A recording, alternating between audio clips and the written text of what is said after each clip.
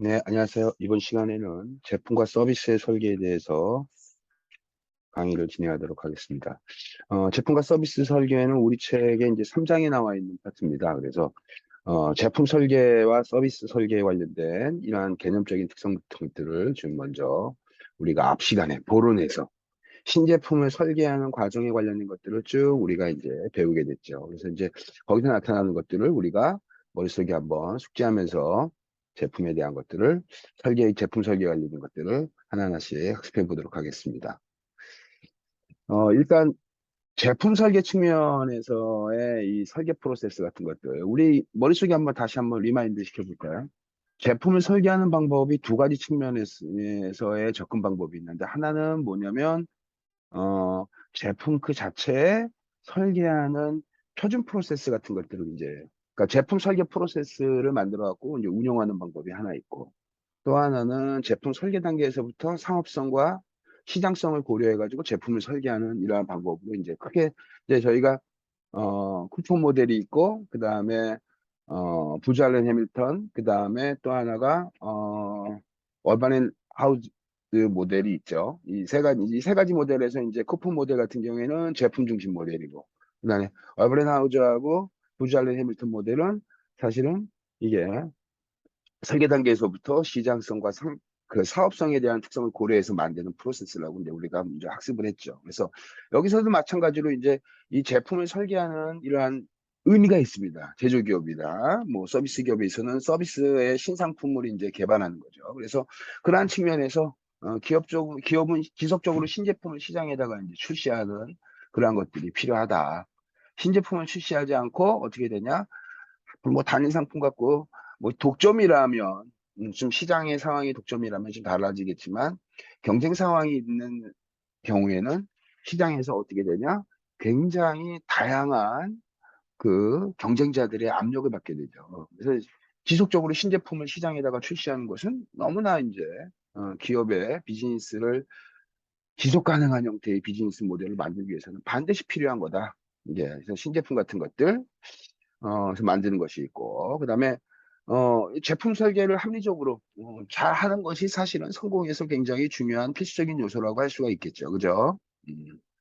그 다음에, 뭐, 제품 디자인의 이러한 특성도 똑같은 것을 만들더라도 어떠한 형태의 이러한 기능성이나 어떠한 뭐 컨셉이라든지 이런 여러 가지 것들을 제품 설계에 어떻게 반영하느냐에 따라서 뭐 제품 디자인이 하는 방법이 굉장히 달라져요. 우리는 지금 디자인에 대한 것들을 뭐 디자인의 선호도 뭐 이런 것들보다는 우리는 이제 제품을 설계할 때, 그러니까 제품을 설계할 때 가장 좋은 게 여러분 뭐예요?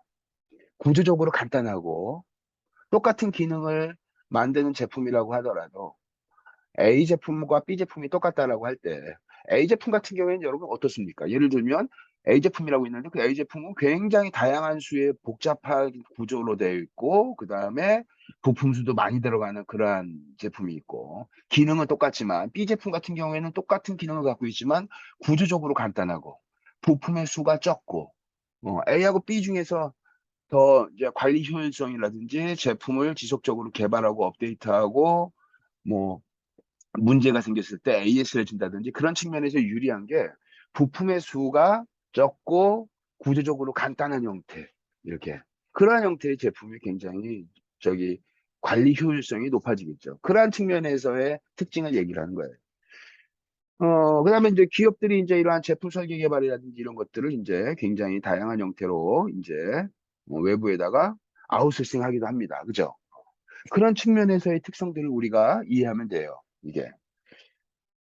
그래서 뭐 계약에 의한 제조업체 쭉 해가지고 계약에 의한 제조업체에 대한 것들 우리가 이거 이제 여러 가지의 요소들이 있습니다. 일단은 우리 여러분들 OEM이라는 말 들어보셨죠?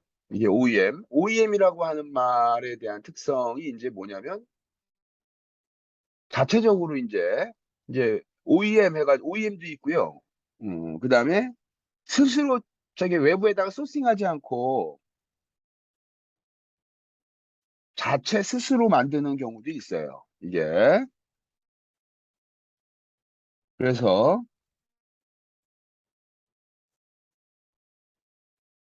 일반적으로 여러분 OEM 같은 것들을 한번 보도록 하겠습니다. OEM은요, 이제 뭐냐면 간단하게 얘기하면 주문자 위탁 생산이에요. 이 주문자 위탁 생산에 대한 특징은 이제 뭐냐면 이렇게 되겠죠. 어, 어, 내가 물건을 다 설계해. 그러니까 이게 바로 뭐냐면 이제 주문사가 있어요. 주문사. OEM 같은 경우 보겠습니다. OEM. OEM은 이제 바로 뭐냐면 이게 이 주문자 위탁 생산이에요. 주문자가 위탁을 하는 거죠. 이제 생산하는 업체에다가. 그래서 이제 맑고 얘기하면 제품을 설계를 해서 이 설계도를 갖다가 주고 이제 위탁해 주세요 해가지고 위탁 생산해 주세요라고 이제 맡기는 거예요. 이게. 그래서 설계를 누가 하냐? 얘는 주문자가 합니다. 주문자가. 어. 그 다음에 위탁 생산은 바로 뭐가 되냐면 그냥 이걸 주문자의 요구대로 어떻게 돼요? 설계도 같다. 그냥 뭐고 따라. 그대로 그냥 생산하는 방법이에요. 이게. 대표적으로 어느 기업이 있을까요, 여러분들? 이게. 이게 느 기업이 있을까요? 우리 흔하게 아주 대표적으로 잘 알려진 기업이 있죠. 그죠? 애플입니다. 애플. 애플. 애플 같은 경우에 전형적인 OEM 생산자예요. 그러니까 중국에 바로 박스콘이라고 하는 이러한 기업한테 애플이 설계도 만드는 이 설계했던 제품의 설계했던 것들을 던져주고 여기선 요거 갖고 이제 양산하는 형태 이런 형태로 이제 하고 있어요. 바꿔 얘기하면 효율적인 생산을 위해서 그러니까 이 제조사가 만약에 설계하는 거 볼게요. 설계. 이 설계자가 그러니까 주문자죠. 주문자가 설계까지 하고 생산까지 같이 하게 되면 리스크가 있습니다. 리스크가 바로 뭐냐면 시장의 수요에 대해서 어, 어떤 형태의 이 시장 반응이 나타날지 모르기 때문에 효율적으로 생산을 할 때 시장의 수요 파악도 해야 되고 생산 설비에 대한 것들도 해야 되고 이런 것들이 굉장히 중요한 부분이에요. 그거 만약에 잘못 예측하게 되면 지금 우리나라 지금 저기 우리 전 세계가 다 마찬가지겠지만 주요 메이저 이 자동차 기업들은 어때요, 여러분들? 자동차를 주문하게 되면 고객한테 저기 생산해서 받을 때까지 짧게는 6개월, 길게는 뭐 1년 이상 걸리는 모델들도 있어요. 그죠? 이게. 우리가 요즘 세계적인 명차를 구매하는 게 아니라 일반적인 대중적인 자동차를 구매하는데 그렇게 시간이 오래 걸리는 거예요. 이게 바로 뭐냐면 저기 효율적인 생산과 원가 절감이라는 것이 생산자 입장에서는 굉장히 중요한데 시장에서의 원자재 수급이라든지 그렇다면은 뭐 예측의 실패라든지 여러 내외적인 영향 요인들로 인해서 그것이 제대로 안 됐을 때는 굉장히 중요한 이 리스크가 발생하는 거예요. 이게. 그러니까 직접 생산할 때 이게. 근데 반면에 이 OEM 방식은요. 주문자가 설계를 다 한 다음에 그것을 그대로 만들어 달라고 이제 위탁하는 즉 애플 같은 경우에는 설계해서 박스콘한테 휴대폰 설계 이렇게 해서 만들어 주세요라고 얘기하는 거예요. 이렇게 부품에 대한 것들은 어떠한 기능이 있어야 되고 어떤 걸 쓰고 이런 다 구체적으로. 그래서 효율적인 요게 이제 뭐냐면 이제 효율적으로 생산과 원가 절감이 가능하게 됩니다. 주문자 입장에서는 이게 제조사 한번 보겠습니다. 박스콘 같은 경우에는 어떻게 돼요? OEM으로 하게 되면 안정적인 생산 기반을 확충하는 거예요. OEM으로 하게 되면. 애플이라고 하는 고객사를 확보함으로 인해서 거기서 안정적인 발주가 나오기 때문에 그거 갖고 이제 효율적으로 이제 운영할 수 있어요. 그래서 제조사 입장에서는 안정적인 매출이 나오는 거죠. 계속 기계를 가동하니까. 반대로 대량 생산을 이제 하기 위해서 주문자 입장에서는 내가 설비에다 투자하고 원가나 시장 수요 예측 이런 특성들을 우리 그거에 맞춰서 설비나 이런 것들을 가질 필요가 없죠. 위탁을 하니까. 그런 측면에서 이점이 있는 거예요. 다만 생산자 보세요. 생산자. 이 위탁 생산하는 사람은요, 이게 바로 얘기하면 이 수직적으로 바뀌는 거죠. 이렇게. 그래서 굉장히 제조사 입장에서는 위탁 생산하는 제조사 입장에서는 굉장히 수동적인 적극적인 형태에서 이제 독자 브랜드를 만든다든지 독자적인 어떤 시장을 개척한다든지 이렇게 하기보다는 어, 수직적으로 수동적인 위치에서 생산하는 그러한 단순한 생산 기지 역할밖에 못한다는 거예요. 이게 그런 것들이 이제 이 OEM 생산 업체의 이제 한계점이라고 얘기할 수 있죠. 그래서 OEM 업체들이 기본적으로 처음에 시작할 때는 OEM으로 시작을 하죠. 상당수의 많은 중소기업들이. 그래서 OEM으로 상당 수준 기업의 규모와 생산 캐파를 늘리면서 기업이 성장합니다. 이렇게 성장한 다음에 기업들이 그 다음에 나오는 것이 바로 뭐냐면 중소기업에서 위탁 생산자에서 이제 확장을 시키는 거죠, 기업을. 독자적인 브랜드를 만들고 시장에다가 런칭을 하고. 그러면서 양자의 두 개의 제품을 이제 하는 경우도 많아요, 이게. 그래서 예를 들면, 똑같은 제품인데, 그러니까, 예를 들면 이런 거예요. 제품이 들어가는데, A 수요처하고 B 수요처에 똑같은 제품이 들어갑니다. 포장재하고 디자인을 약간 바꿔가지고 똑같은 기능의 제품인데 이게 그래서 그런 형태로 납품하는 형태도 있어요. 뭐 B 같은 경우에는 독자 브랜드고 그 다음에 A는 위탁이고 똑같지만 포장과 디자인을 약간 바꿔가지고 이런 형태로 하나는 OEM, 하나는 어떻게 돼요? 거기서 약간 바꾸거나 색을 바꾸거나 포장을 바꿔서 어떻게 돼요? 독자적인 자기의 브랜드로 이제 만들어내. 이런 형태도 있습니다. 반대로 우리 설계자 한번 주문자 보겠습니다. 주문자. 주문자는 어때요, 여러분들? 주문자는요, 물건을 내가 위탁을 했기 때문에 어떤 두려움이 있죠? 설계를 이렇게 해주세요라고 해가지고 쫙 만든 거예요. 주문사 입장에서는 그 기술이 유출될 가능성이 높아요.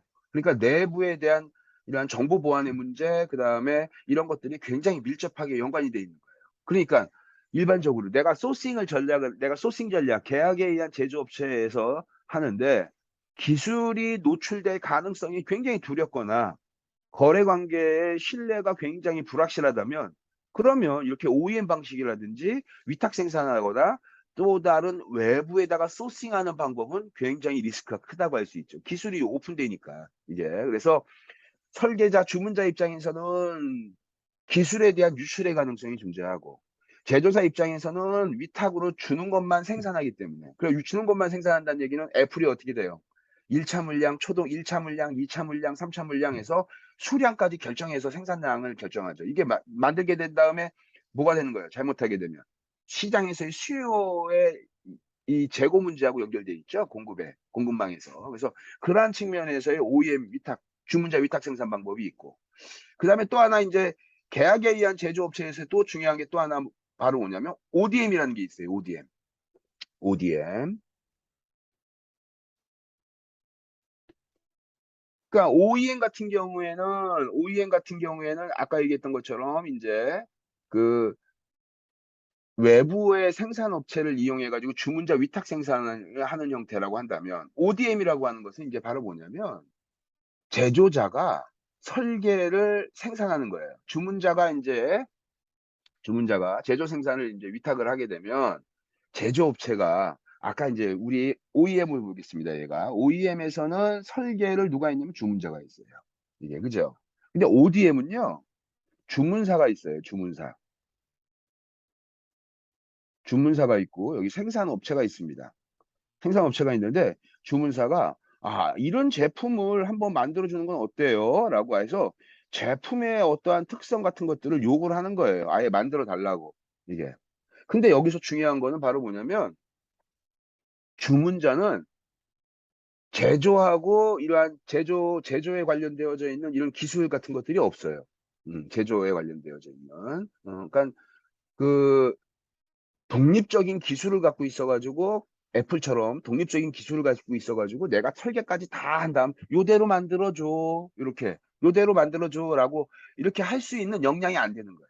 하지만 주문사는 시장에서 이러한 상품을 이렇게 좀 만들어가지고 좀 하면 우리한테 시장에서 되게 도움될 것 같은데 이런 제품을 한번 설계할 수 있을까요? 당신네들의 제조 역량으로 봤을 때 라고 해서 이제 아예 그냥 상품을 아예 어떻게 돼요?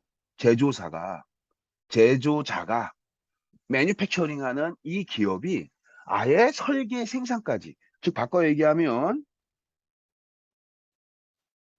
제조하는 기업이 설계와 그다음에 생산까지도 같이 맡아서 하는 거예요. 요거 이제 주문사가 있겠죠. 주문사가 제조사한테 어떻게 돼요? 상품을 의뢰하는 거예요. 이게 바꿔 얘기하면 주문사는 어떤 일만 하겠죠? 주로 주문사는 기획회의를 통해 가지고 야 이런 제품을 우리가 앞으로 한번 개발해 보자. 예를 들면 뭐 화장품이다. 그러면 화장품 같은 것들을 인제 개발하는데 우리는 친환경 원료를 써 가지고 피부 트러블이 없고 피부를 굉장히 진정시킬 수 있는 무슨 로션을 만들었다. 만들려고 해요. 그래서 마케팅을 인제 쭉 이렇게 할 거고 제품의 컨셉은 이런 거고 시장에서 이렇게 마케팅을 해 가지고 우리가 시장의 예측 수요가 이 정도 나올 거고 이런 것들을 조사를 해 가지고 그런 것들을 기반으로 해 가지고 인제 어떻게 돼요? 화장품만 화학 제품 원재료를 가공하거나 그런 것들을 만드는 전문 기업들이 있어요, 이게. 음. 그래서 제조자 설계 방법에 의해서 만드는 그런 기업들을 찾아가서 "우리 이렇게 순수한 천연 재료를 써 가지고 이렇게 한 로션 같은 거 만들려고 하는데 혹시 이거 만들 수 있냐? 이런 거 이런 컨셉의 이런 것들을 좀 만들 수 있냐? 그 기술을 갖고 있냐?"라고 요구하는 거예요. 그래서 거기 가서 인제 업체하고 어떻게 돼요? 생산 역량을 갖고 있는 기술 개발을 해서 생산할 수 있는 역량을 갖고 있는 외부 계약 업체와 자기들이 요구하는 상품의 이 설계를 요구하는 이 주문사하고의 이 서로 간에 인제 수요가 딱 인제 이게 맞으면 합이 맞으면 인제 거기서 계약이 이루어지는 거죠. 그래서 일반적으로 이런 제품 같은 것들은요. 주로 인제 어떤 분야에서 많이가 나타나냐면 그 제조자 설계 생산 방법이라고 해요 이거를. 제조자 설계 방법 ODM이라는 거를. 그래서 이런 방법은 바로 뭐냐면 어 그 주문사 같은 경우에는 영업이라든지 그렇지 않으면은 뭐 고객 관리라든지 뭐 마케팅이라든지 이러한 부분에다가 집중할 수 있어요. 생산하는 거에 대한 것들은 우리가 발주를 집어넣은 위탁한 이 제조 기업이 아예 설계부터 다 하는 거예요 이게. 그래서 어떠한 형태의 제품을 만들어 달라고 아예 그걸 어떻게 만드는지는 주문사는 모르는 거예요 이게. 반대로 이 제조 기업은 전문적인 생산과 기술과 이러한 캐파 같은 것들을 갖고 있어서 주문사의 요구에 맞춰 가지고 쫙 니즈에 부합하는 제품을 공급해 주는 그러한 형태의 이 기업이라고 할 수가 있어요. 그래서 OEM과 ODM의 차이는 설계를 누가 하냐 이거의 차이예요 이게. 그래서 여기서 ODM 방식에서 나타나는 것은 주로 어떤 분야에서 많이 하냐면 화학 제품 뭐 화학 위탁 생산하는 거죠. 위탁 생산을 하는데 그 위탁 생산하는 방법 중에서 제조까지 아예 설계까지 아예 제조와 설계를 다 맡겨 버리는 거예요 이게. 여러분 이렇게 돼 버리면 만약에 이렇게 돼 버리면 어떠한 특징이 있냐면 주문사는 제조 기술, 설계 기술이 없기 때문에 반대로 이 제조하는 기업, 설계 역량을 갖고 있는 제조 기업한테 굉장히 종속적으로 돼요 이게. 그다음에 이러한 주문 기업들은 일반적으로 어때요? 독립적인 기술력이 없는 거야. 컨셉이라든지 상품 디자인이라든지 상품의 어떤 형태를 좀 들어가 가지고 저기 하는 거는 머릿속에 고려하겠지만 그것이 실제로 무슨 뭐 상품 테스트를 한다든지 막 예를 들면 화장품이다 그러면 로션이다 그러면은 그 로션이 피부 트러블의 반응을 뭐 어떤 형태로 줄이고 이걸 어떻게 흡수력을 높이고 이런 기술력 자체가 아예 없는 기업들이에요. 이런 기업. 그러니까 어떻게 돼요? 제조사의 기술에다가 굉장히 의존적으로 변합니다, 주문사들이 이게. 아까 제조 OEM하고 위탁자 주문자 위탁 생산하고 완전 방법이 다르죠. 반대로 이런 기업들은 굉장히 기술력과 제조 기업들은 기술력을 갖고 있기 때문에 주문자의 요구에 대해서 굉장히 강한 독점적인 지위를 갖게 됩니다. 그래서 주문사는 여기서 말하는 이 주문사는 바로 얘기하면은 독자적인 기술이 없어요, 기술이. 기술이 없기 때문에 상품을 설계하거나 이러한 능력 자체가 없습니다. 그래서 제조기업한테 종속적이 될 수 있어요, 이게. 근데 여기서 아까 여러분 한번 보겠습니다. OEM 방식에서는요. 주문자가 설계도 주고 "이래 똑같이 만들어 줘." 위탁 생산했잖아요.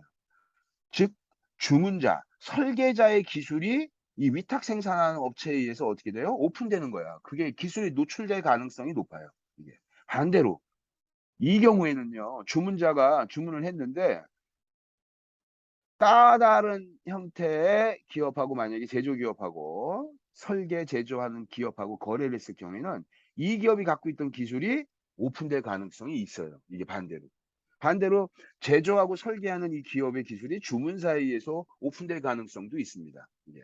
그래서 대표적으로 이런 것들은 주로 화학 제품, 화장품, 이게 전문적인 설비와 전문적인 기술을 갖고 있는 기업들한테 일반적인 이러한 주문사들이 이제 반대로 이렇게 어, 그러한 지휘 권력이 좀 달라질 수도 있는 그러한 측면이 있습니다. 그래서 그러한 측면에서 본다면 이게 설계를 누가 하냐에 따라서 OEM과 ODM이라고 하는 이러한 방법으로 바뀔 수가 있어요. 그 다음에 또 하나 기본적으로 내가 설계하고 내가 그냥 갖다가 그냥 설계해서 생산까지 다 하는 거. 이건 이제 뭐라고 하냐면 이제 OBM입니다. OBM. 이게. 그래서 이 OBM은요, 내가 직접 생산해가지고 내가 그냥 저기 자체 브랜드로 이제 자체 브랜드로 내가 뭐 직접적으로 생산하고 시장에다가 이제 수요에 맞춰서 기계를 가동하고 생산 라인을 가동하는 그러한 형체의 특징이라고 이제 얘기할 수가 있어요. 그래서 여기서 말하는 거는 여기서 말하는 이제 계약에 의한 제조업체 방법은 이제 우리가 앞에서 얘기했던 것처럼 이게 뭐, 뭐 OEM 같은 경우에는 오리지널 이퀴먼트를 매니팩처링하는 그러한 형태의 특징이라고 얘기할 수가 있고, 그 다음에 ODM 같은 경우에는 오리지널 디자인 매니팩처링 이렇게 형태로 이제 얘기할 수가 있고, 그 다음에 이제 OBM 같은 경우에는 아까 얘기했잖아요. 자체 브랜드를 쓴다고. 자체 브랜드를 쓰고 그냥 생산한다고. 그러니까 own brand manufacturing 이런 형태로 이제 그래서 좀 그런 형태의 차이가 좀 있습니다.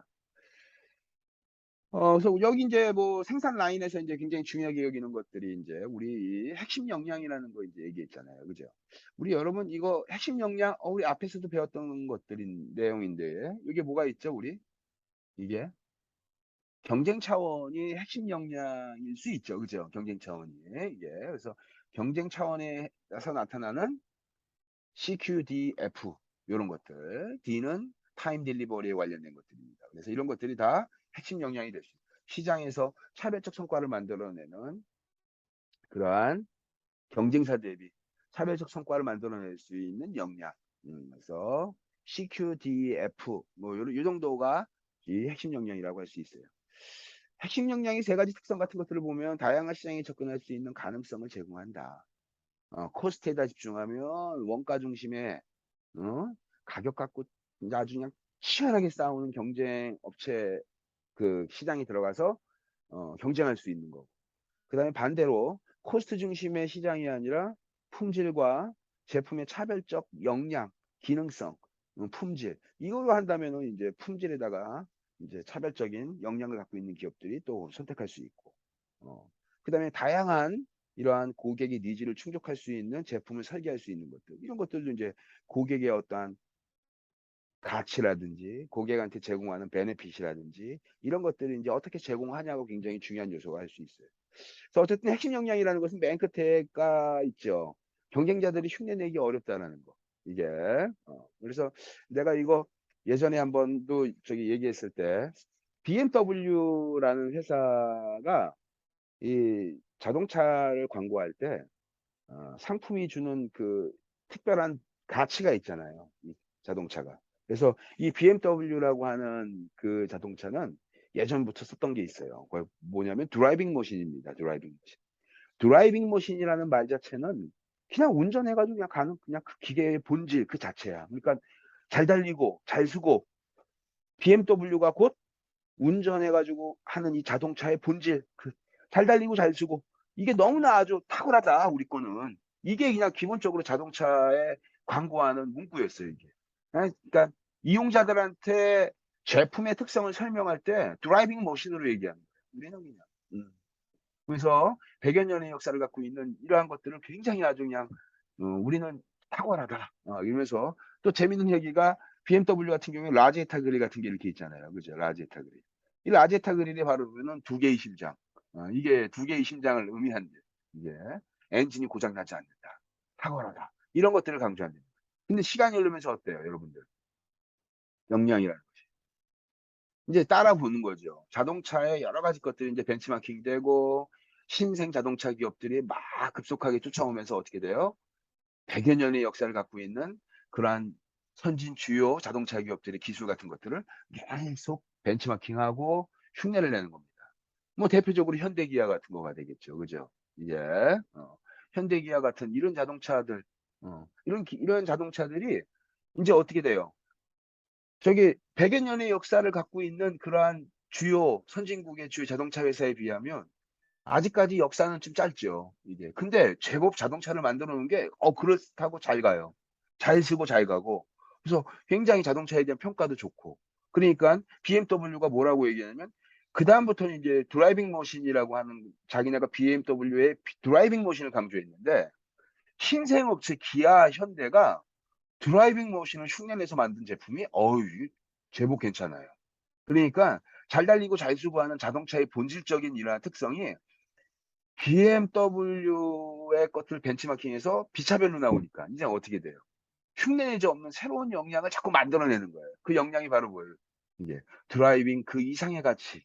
이게 이제 바뀐 거예요, 이게. 그러니까 그러면서 강조하는 게 바로 뭐냐면 프레스티지. 이게. 그러니까 클래식 이런 명품, 응? 명성, 클래식 이런 것들을 막 굉장히 강조해요. 드라이빙 머신은 기본, 거기다가 프레스티지, 클래식 이것에 대해서 강조를 합니다.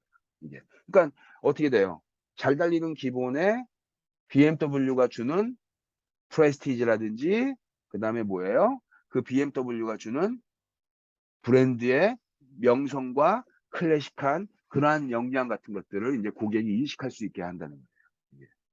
바꿔 얘기하면 현대나 기아 같은 신생 자동차 업체들은 상대적으로 흉내낼 수 없는 게 바로 프레스티지하고 이러한 시간의 오랜 100여 년의 역사 동안 얼마나 많은 그러한 자동차에 대한 스토리가 있겠습니까? 그러한 스토리가 상대적으로 좀 빈약하죠. 이게. 그래서 그러한 차별적 역량을 이제 흉내내지 못하게 만드는 거예요. 그래서 그러한 형태의 특성 같은 것들이 이제 바로 여기 나타나는 것처럼 차별화가 본질적으로 핵심 역량에서 굉장히 중요한 요인이라고 할 수가 있다.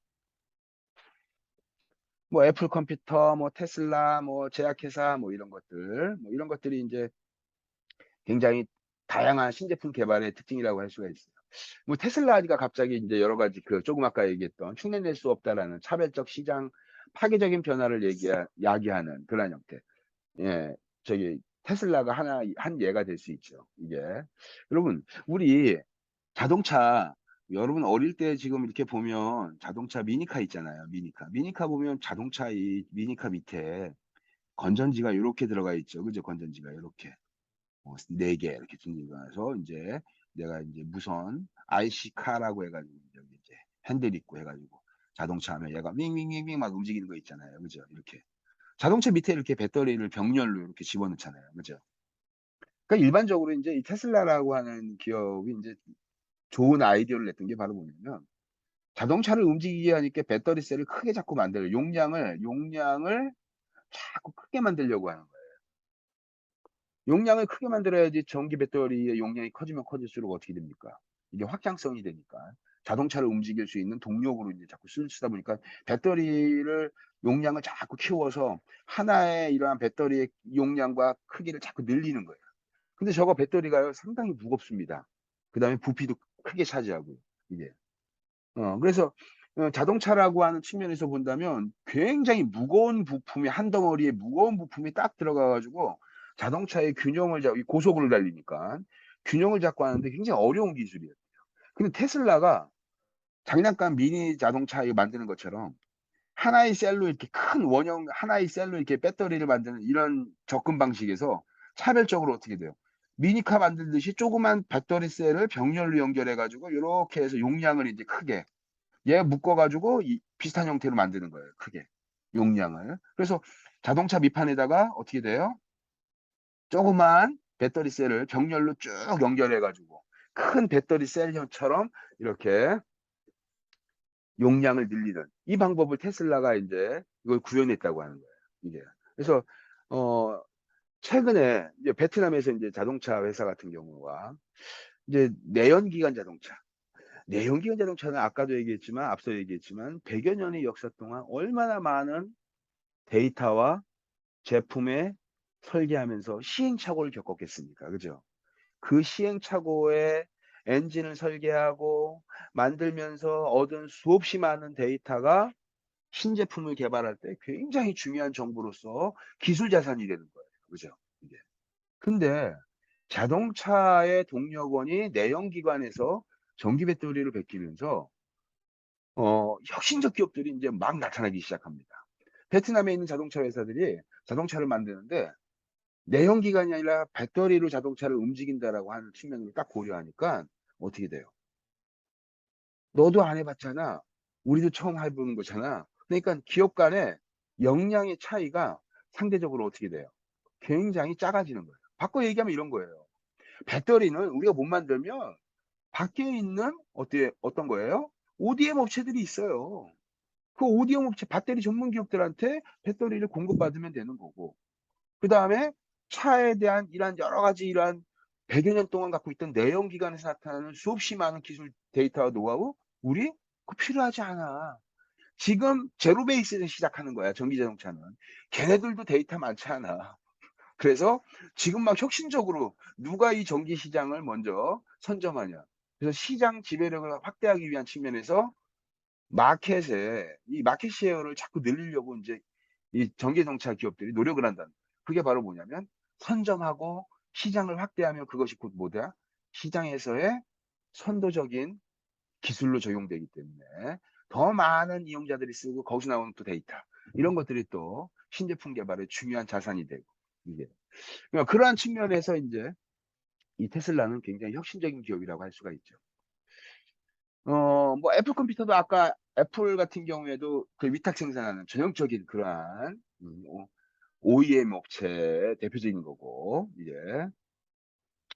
뭐 테슬라 뭐 고속 충전하고 이런 기술 뭐 제약회사 특히 여러분 아까 그 OEM 뭐 ODM 얘기했지만 아까 얘기했던 ODM 같은 것들 화장품이나 화학 제품이나 이러한 제약회사의 이런 것들은요 거의 어떠한 컨셉추얼한 이러한 상품의 디자인을 내가 아이디어나 이런 것들을 컨셉추얼한 것들을 만들어냈지만 실제로 설계하거나 이것들을 테스트하거나 이런 역량은 없는 업체들이 약 그다음에 화장품, 화학 제품 이런 쪽에다가 위탁을 하는 거예요. 이게 그래서 뭐 콜마라든지 뭐 이런 기업들, 이런 기업들이 전형적으로 이 제약회사가 이제 이러한 뭐 화장품 회사들 이런 것들이 이제 화학물 제조에 관련된 기술을 갖고 있는 거예요.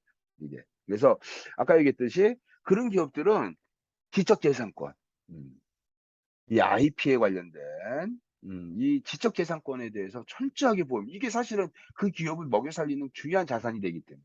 이게 그래서 어쨌든 그러한 형태의 특징 같은 것들이 이제 예를 들 수 있다. 기술 개발 프로세스 6단계가 이렇게 쭉 나옵니다. 이게 공식적인 프로세스다. 자, 그래서 보면 여러분 이게 바로 뭐냐면요. 쿠퍼 모델에 관련된 내용이에요. 그러니까 일반적으로 신제품을 개발하는 그러한 특징인데 우리 쿠폰 모델의 개념을 한번 쫙 보세요. 계획해서 개념 개발하고 시스템 수준 설계해서 세부 설계하고 검사 조정하고 생산 설비를 갖춰가지고 여기가 여러분 이렇게 순차적으로 이렇게 오는 거예요. 이게 무슨 설계 방법입니까? 이게 순차 설계 방법이에요. 이 순차 설계 방법은요. 생산 준비해서 대량 생산으로 쫙 넘어간 요걸 이제 양산형 모델이라고 합니다. 양산. 대량으로 이제 엄청난 양으로 만들어야 돼요. 뭐 요거에 대한 얘기를 내가 잠깐 해주면 여러분 자동차 회사들 있잖아요. 자동차 회사들이 모터쇼에서 예를 들면 뭐 2022년 무슨 모터쇼를 했어요. 자, 그래서 모터쇼를 했더니 현대기아가 이상한 자동차, 우주선 같이 생겨 있는 이상한 자동차를 이제 컨셉추얼한 모델을 갖고 와가지고 이제 보이는 거예요. 그거 실제로 가동됩니다. 시동도 걸리고 뭐 저기 운전도 할 수 있고 등장할 때 어떻게 돼요? 사람이 운전해서 들어오죠. 컨셉카 같은 것들. 미래형 자동차, 뭐 한국 현대에서 만든 뭐 기아에서 만든 미래형 자동차, 전기 자동차, 뭐 예를 들면 뭐 제품 번호 뭐 개발 무슨 프로젝트 뭐 무슨 프로젝트 이렇게 해가 이름 네임 붙여가지고 그래서 이러한 컨셉 카를 쫙 앞에 대중 앞에서 공개하는 거예요. 문도 열리고 의자에 앉을 수도 있고 핸들도 만질 수 있고 막 시동도 걸리고 막 이래요. 이게 다 움직여요. 이게 그거는요, 여러분 컨셉카예요. 이것이 대량 양산 모델로 딱 넘어갈 때는요. 초기에 나왔던 컨셉추얼한 자동차의 기능과 디자인이 바뀔 가능성이 이거는 거의 모동호합니다. 이게 대량 양산으로, 대량 생산으로 딱 범용화죠, 범용. 일반적인 대량 생산 모델로 만드는 차의 기본적 특징은 바로 뭐냐면, 그냥 어느 특정한 저기 천재나 아이디어들이 그냥 취미 삼아서 만드는 컨셉카의 그런 게 아니에요. 이게, 그죠? 그냥 막 멋있게 만들고 막 그렇게 할 수가 없습니다. 이 원가가 들어가기. 원가가 높아지고 양산 모델로 만들었을 때 다양한 고객들한테 다 이게 어필할 수 있게 만들려면 어떻게 돼요? 날카로움을 조정해야 되는 거예요. 그 날카로움이라는 것이 특정한 고객군이나 특정한 시장에서만 적용될 수 있는 디자인의 개념, 기능성의 개념. 아, 나는 일반적으로 출퇴근할 차인데 뭐 마력이 무슨 뭐 500마력, 600마력씩 내가 그 필요한가? 나는 그냥 출퇴근할 때만 쓰는 거야. 난 경제성을 굉장히 중요하게 여겨. 그러니까 뭐 일반적으로 어떻게 돼요? 그렇게 고성능의 무슨 뭐 안에 무슨 뭐 첨단 부품을 넣어가지고 무슨 뭐 제로백이 무슨 뭐 3초에 나오고 무슨 뭐 100km까지 도달하는데 뭐 저기 출발선에서 그냥 딱 3초면은 그냥 도달할 수 있고 그런 기능 별로 필요하지 않다라는 거예요.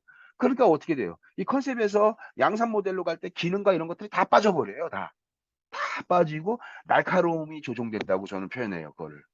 날카로움이 범용 모델로 조정돼서 일반적인 어떠한 형태의 타겟군을 핵심 타겟군을 대상으로 한 어떠한 형태의 특정한 형태의 범용 자동차가 만들어진다. 그래서 생산에서 들어가기 전까지 이 과정이 수도 없이 반복돼요. 아닌가 보다 바꿔, 아닌가 보다 바꿔, 아닌가 보다 바꿔. 이게. 이런 것들이 너무나 많이 이게 바로 뭐예요?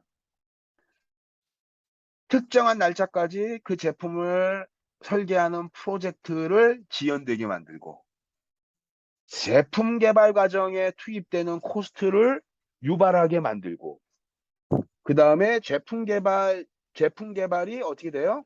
고객의 여러 가지 다양한 니즈를 반영해서 그것들이 더 좋게 만들어지는 그러한 일련의 과정으로 이 프로세스에다 반영하는 거예요. 이게 너무나 이게 지루하죠.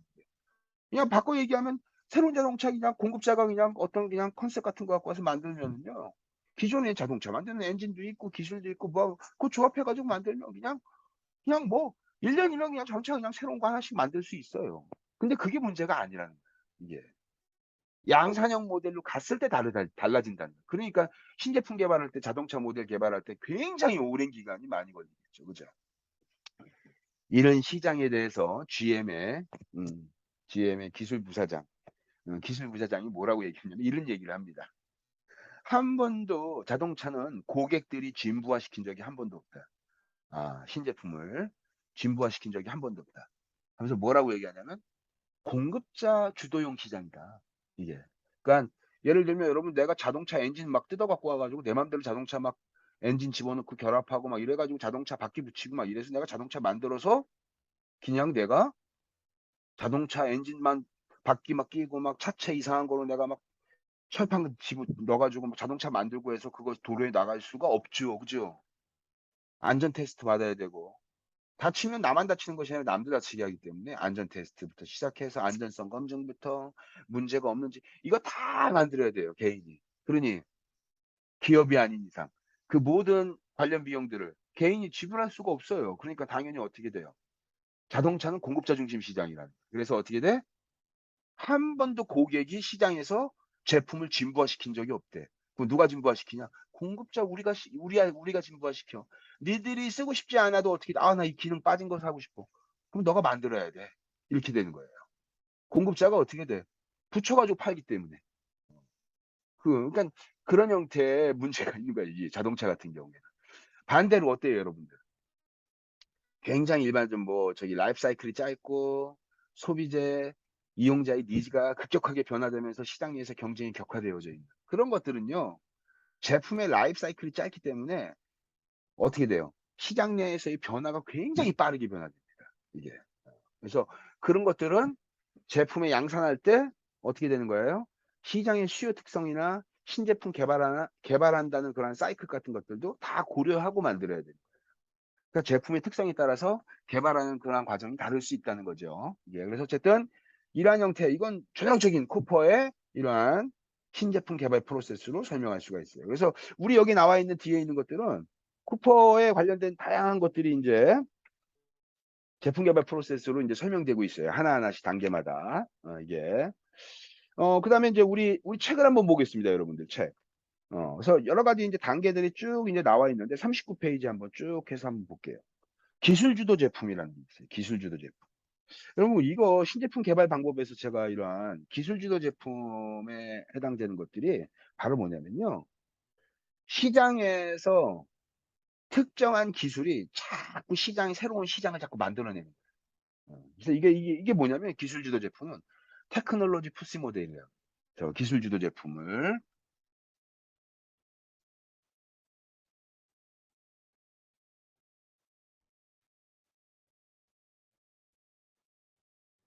테크놀로지 푸시 모델이라고 해요.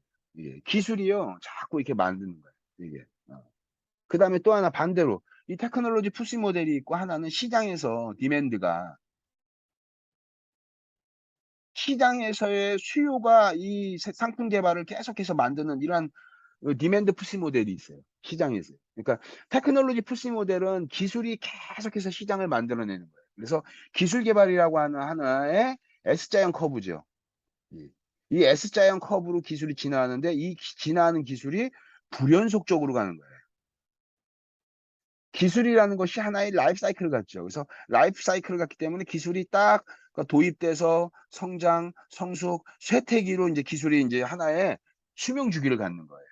도입, 성장, 성숙, 쇠퇴기라고 하는 이걸 S자 기술의 이제 S자 S 곡선이라고 합니다. 이게 S 곡선 이렇게 기술이 그래서 기술이 도입돼서 도입, 성장, 성숙, 쇠퇴로 가는 이 네 단계의 관계가 하나의 기술이 진화하는 과정이에요. 이게. 그래서 요게 딱 끝나고 나면 어떻게 돼요? 그 기술이 딱 없어져 버리는 거예요. 그래서 이거를 대처할 수 있는 새로운 기술이 또 나와서 또 이렇게 새롭게 도입, 이 기술을 대체할 수 있는, 요 기술을 대처할 수 있는 새로운 기술이 나오는 거예요, 여러분. 우리 이런 거 흔하게 볼 수 있어요, 여러분들. 뭐예요, 여러분들? 하드디스크, 우리 컴퓨터에 들어가는 하드디스크 있죠? 하드디스크. 하드디스크의 가격이 싸지면서 어떻게 됩니까? 하드디스크의 가격이 싸지면서 용량이 비약적으로 막 커지는 거예요. 이게. 그러니까 그게 바로 뭐냐면 우리 하드디스크 안에 들어가 있는 이 디스크에 데이터를 적지 않은 이 기술이 예전에는 한 면만 기록했는데 이제 갈수록 어떻게 돼요? 양면에다가 데이터를 기록하는 기술이 양면에다가 데이터 판에다가 데이터를 기록하는 기술이 한 면에서 양면으로 들어가니까 한 면에 기록하는 용량이 뒤쪽까지 같이 연결되니까 어떻게 돼요? 데이터가 비약적으로 확장할 수 있는 거예요. 데이터 하드디스크 용량이. 가격은 어떻게 돼요? 굉장히 가격이 저렴해지는 거예요. 하드디스크 용량이 비약적으로 막 테라급으로 막 그냥 확장됩니다. 예전에는 그냥 뭐 테라급을 살려면 몇백만 원을 돈을 줘야 되는데 이제는 뭐 너무나 저렴한 가격에 살 수 있는 거예요. 근데 그런 와중에 데이터는 이제 그런 하드디스크는요. 데이터의 지속성과 오래 데이터를 보관한다는 측면에서는 불완전한 거야, 되게. 양면에다 데이터를 기록해 가지고 용량을 늘릴 수 있지만 데이터의 안정성과 신뢰성 측면에서는 한쪽 면에다 기록하는 방법에 비해서 지금 어떻게 돼요? 불안하다는 거야, 이게.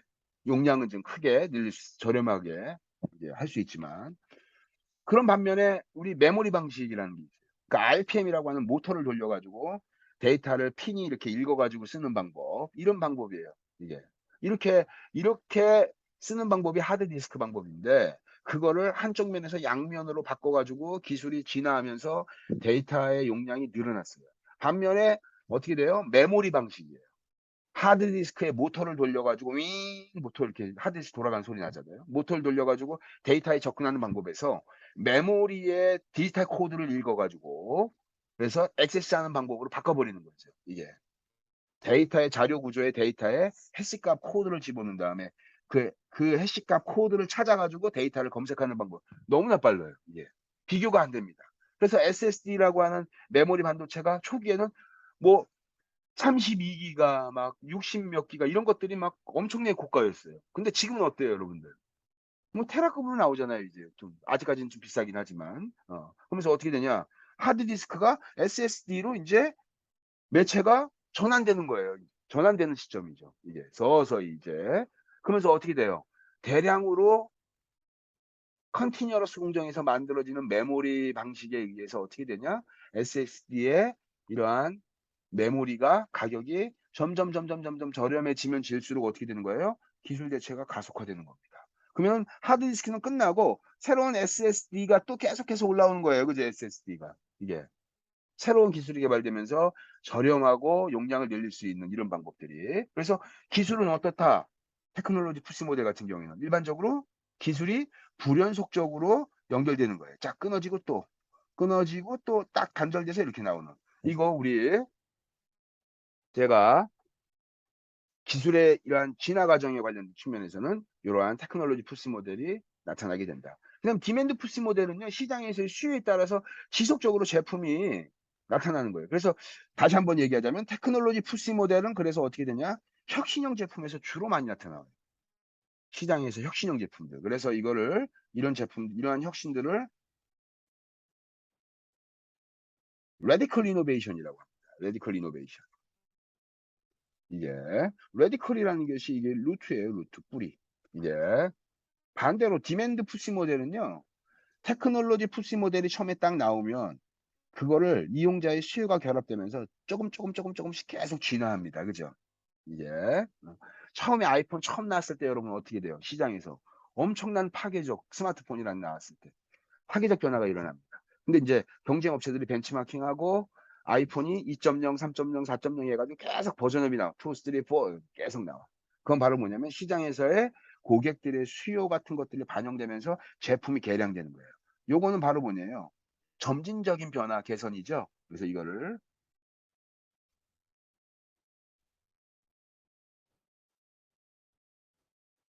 인크리멘탈 이노베이션. 그래서 얘는 기술이 가서 딱 기술의 단절에 의해서 레디컬 이노베이션 제품이 나온다면 그 제품은 인크리멘탈 이노베이션 요거는 혁신은 어떻게 되냐? 개량, 개량, 개량 계속 이렇게 바꾸는 거예요. 이렇게 수정해서. 그래서 조금씩 기능이 확장되거나 개선되거나 이런 형태로 이게 그런 형태로 이제 설명할 수 있어요. 1987년도에 88년도에 우리나라가 올림픽을 합니다. 88년도에 올림픽을 하는데 87년도에 우리나라 과학기술의 우리나라 과학기술 정말 대단하다. 이걸 전 세계에다가 올림픽 앞두고 자랑하고 싶은 거예요. 그래서 어떻게 돼요? 87년도에 이동통신 서비스가 처음으로 시작됩니다. 그거를 사업하는 그 사업을 운영하는 기업이 바로 선경이라고 하는 기업이었어요. 지금의 SK죠. 예. 그래서 한강에서 막 테스트 해가지고 뉴스에 나오고 막 이럽니다. 이게 그 당시에 휴대폰 가격이 150만 원. 일반적인 노동자의 임금이 35만 원에서 50만 원 사이 한 달. 음. 일반 노동자들이 50만 원 정도 이렇게 해서 60만 원 이 정도 받았을 때예요. 이게. 근데 휴대폰 가격이 150만 원. 이게 엄청나게 비싸죠. 그죠? 이게. 그리고 통화 품질도 굉장히 좋지 않아요. 이게. 어. 이게 굉장히 좋지 않습니다. 그 휴대폰의 크기는 어땠냐면 빨간 벽돌 있죠. 빨간 벽돌이 주머니에 집어넣을 수조차 없어. 집어넣어. 가방에 넣어도 웬만한 가방은 불편해. 이게 빨간색 벽돌에 안테나가 빨간색 벽돌에 안테나가 접히지도 않고 이만큼 툭 튀어나와 있습니다. 이게 아주 몸에 아주 들고 다니기도 너무 불편한 그런 전화기. 이것이 어떻게 돼요? 새로운 기술이에요. 무선 이동 통신이라고 하는 무선 휴대폰이라고 하는 것이 이게 전화기 앞에서 전화 올 때만 기다리고 있는 그런 거를 해방시킨 거죠. 어디서든지 전화 받을 수 있게 이게. 근데 이것들이 나오면서 빨간색 벽돌만한 이것이 배터리 기술, 통화 기술, 안테나 기술, 안에 회로 설계하는 기술들이 계속 결합되고 이용자들의 니즈가 결합되는 거죠. 이용자들이 작았으면 좋겠어. 배터리 오래 갔으면 좋겠어. 안테나가 좀 들어갔으면 좋겠어. 이런 니즈가 결합되면서 계속 개선된 모델이 나오는 거예요. 예. 그래서 지금 이제 휴대폰까지 진화하게 되는 거죠. 그래서 어쨌든 그런 측면에서 본다면 39페이지 나왔던 기술 주도의 특징 같은 것들은 다른 뭐냐? 새로운 기술을 갖고 이제 신제품을 개발하면서 시장을 만들어내는 거예요. 우리 책에 나와 있는 거는 이제 뭐 여러분들 저기 우리 뭐 등산 뭐 저기 텐트 같은 거 있잖아요. 텐트 같은 거 보면 뒤쪽에 얇은 고무막 같은 거 이렇게 붙여 있고 바깥에는 그냥 패브릭 천인데 물기가 들어오면 물기가 이렇게 그 튕겨내는 천 같은 거 있잖아요. 이게 그게 바로 뭐 저기 고어텍스예요. 근데 그 얇은 막을 씌워놨는데 그러면 공기가 통하지 않냐? 공기는 또 통해요. 이게 습기나 이런 것들은 적절하게 배출되고 밖에서 들어오는 외부의 물기는 또 튕겨주고 막아주고 이게 안에서 발생하는 그래서 고어텍스 같은 거 갖고 옷 해가지고 하면 운동하면은 어떻게 해요? 기능성 의류니까 땀 나는 거 땀은 배출해줘요. 바깥 안쪽에서 땀이 쫙 이렇게 뽑아주고 바깥에 들어오는 것들은 막아주고 이런 것들. 그래서 여기 나오는 뭐 고어텍스 이런 거 갖고 이제 옷 만들고 기능성 의류 만드는 것들. 심지어는 어떻게 하냐 여러분들. 이 고어텍스를 옷을 만들거나 신발을 만들 때 이렇게 천을 덧대잖아요, 여러분들. 이렇게 천을 덧대가지고 어떻게 바느질을 하죠? 이 바느질을 할 때 바느질 구멍에서 문제가 생기는 거예요. 그죠? 바느질 구멍에서 물기가 타고 들어온다든지 그 실은 또 어떤 실이냐? 그 실이 일반적인 실을 쓰면요 타고 들어와요 물기가 이게. 그래서 이런 바느질로 하는 방법에서 두 번째 이제 어떤 형태가 되냐면은 천을 요렇게 두 개를 이렇게 맞닿게 이렇게 붙입니다. 천 되게 얇잖아요. 그 다음에 레이저로 요 천의 끝을 쫙 녹여가지고 붙여버리는 거예요. 그래서 어떻게 돼요? 바느질 선이 없는 레이저 접합 방식에 의해서 운동화를 만들고 그 다음에 어떻게 돼요? 이 이제 뭐 기능성 의류, 뭐 등산 옷이라든지 이러한 여러 가지 이러한 스포츠웨어 같은 거 옷을 만드는 거예요. 이게. 그래서 이런 것들은 어때요, 여러분들? 굉장히 고가지요. 이게. 그래서 어쨌든 이런 기술들이 활용되고 있더라. 그래서 뭐 플랫폼 제품도 있어요. 플랫폼. 플랫폼. 이거 우리 저기 신제품 개발할 때 제가 다 설명했던 내용들입니다. 이게. 그래서 플랫폼 제품에서 나왔던 것들도 여러분 뭐예요? 이게 대표적으로 플랫폼이 이거 OS 같은 거죠. 우리 플랫폼 비즈니스 지금 대표적인 플랫폼에 대한 것들 얘기해 봅시다. 윈도우는 전 세계 데스크탑을 지배하잖아요. 그죠? 윈도우가. 그죠? 이게 뭐로? 윈도우라고 하는 이 OS 플랫폼으로. 그죠? 예. 그래서 그때 마이크로소프트사는 휴대폰이 컴퓨터하고의 확장성을 고려해서 윈도우 기반의 스마트폰 OS를 확장을 하려고 했던 거예요. 전략이. 그럼 어떻게 돼? 내가 지구라고 하는 이 세계의 데스크탑을 지배하고 있어. 마이크로소프트사가. 그랬다면 새롭게 생기는 기기, 스마트폰은 휴대폰하고의 연결성이 굉장히 중요할 것이다. 확장성이. 그렇다고 하면 스마트폰과 이 윈도우의 저기 마이크로소프트사의 윈도우에 이 기반한 스마트폰용 OS 플랫폼을 확장해야지 호환성도 좋아지고 확장되겠다. 너무나 아니라고 시장을 지배할 수 있다라고 마이크로소프트사가 생각했던 거예요. 그래서 나왔던 게 윈도우 C입니다. 이게. 그래서 할 줄 알았는데 윈도우 C가 너무나 불안하고 문제가 많고 막 이러면서 시장 내에서 자연스럽게 마이크로소프트사는 스마트폰용 즉 이러한 사물 인터넷이나 이런 데서 쓸 수 있는 그러한 다양한 OS 플랫폼에 진입해서 실패했던 거예요. 반대로 구글이라고 하는 업체는 어떻게 돼요? 그냥 오픈해가지고 그냥 소스를 그냥 다 개방해가지고 갖다 쓸 수 있게. 그래서 안드로이드라고 하는 이 플랫폼이 하나 생겼고, 그 다음에 그것과 더불어서 폐쇄성은 굉장히 강조하는 이 애플이라고 하는 데는 iOS라는 거를 이제 플랫폼으로 만든 거죠. 이제 그게 바로 여러분들 어떻게 돼요? 플랫폼이에요. 플랫폼. 그래서 이러한 플랫폼으로 만들어지는 제품들은 사실은 어떻게 돼요?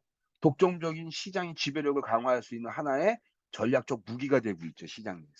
지금 시장에서 절대로 지지 않는 비즈니스 모델이 바로 뭐예요? 플랫폼 비즈니스예요. 플랫폼을 지배하면 시장을 지배할 수 있다. 막 이런 얘기 나오잖아요. 그죠? 그래서 플랫폼이라는 것은 주로 어떻게 되냐? 확장성이나 이런 것들을 기반으로 해서 기술 주도형 그러한 형태, 유사한 형태가 주로 나타나고 있더라. 뭐 프로세스 집중 모델, 뭐 이런 프로세스 집중 모델 같은 것들, 이런 건 뭐 반도체, 식품화학, 뭐 프로세스 집중 모델 같은 경우에 여러분들 우리에선 여기서 프로세스 집중 모델이라고 얘기했지만 사실은 프로세스 집중 모델 대표적인 특징은 바로 뭐냐면 컨티뉴어스 공정이에요. 플랜트 산업을 딱 만들어 놓고 지금 엄청난 기간 설비, 이 플랜트 산업을 만들어 놓고 그 프로세스에 의해서 굉장히 다양한 규모적 특성이 나타나게 하는 형태. 주로 대표적으로 뭐예요? 반도체, 석유화, 그 다음에 뭐 설탕, 맥주 같은 이런, 설탕, 맥주는 플랜트 산업. 엄청난 설비를 갖고 거기서 가공해가지고 만드는 거예요. 예. 그래서 어쨌든 그러한 형태. 이것들이 이제 프로세스에 관련된 것들이고. 네, 맞춤형 같은 것들. 맞춤형 제품 같은 것들은 우리 앞에서 얘기했던 프로세스의 공정 특성에서 주로 어떤 거예요? 잡숍이에요, 잡숍. 잡숍 공정에서 나타나는. 이러한 측면이.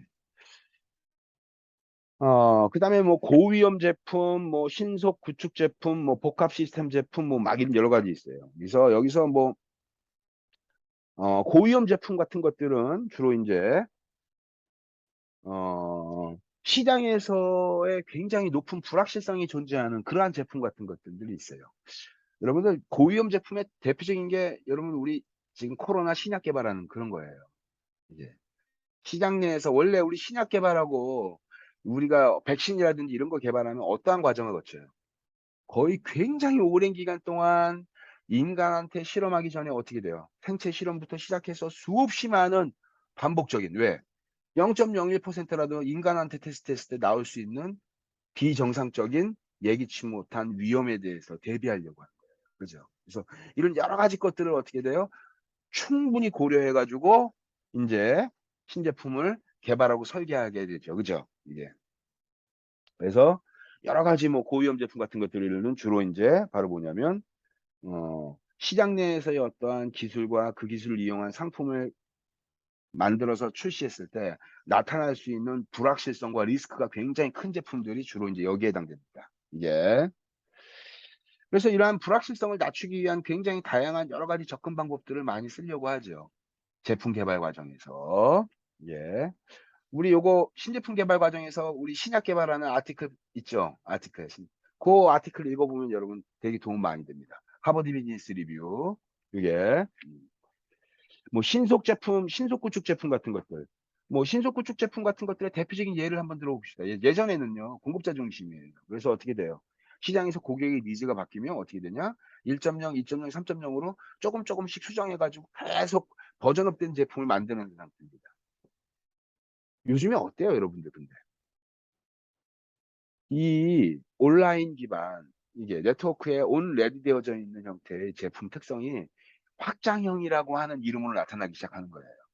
그래서 대표적인 예가 바로 뭐냐면 테슬라 여러분 자동차의 확장형 사물 인터넷이에요. 자동차가 인터넷이 결합될 하등의 이유가 없어. 그죠? 근데 테슬라는 그거를 네트워크로 확장해 가지고 어떻게 돼요?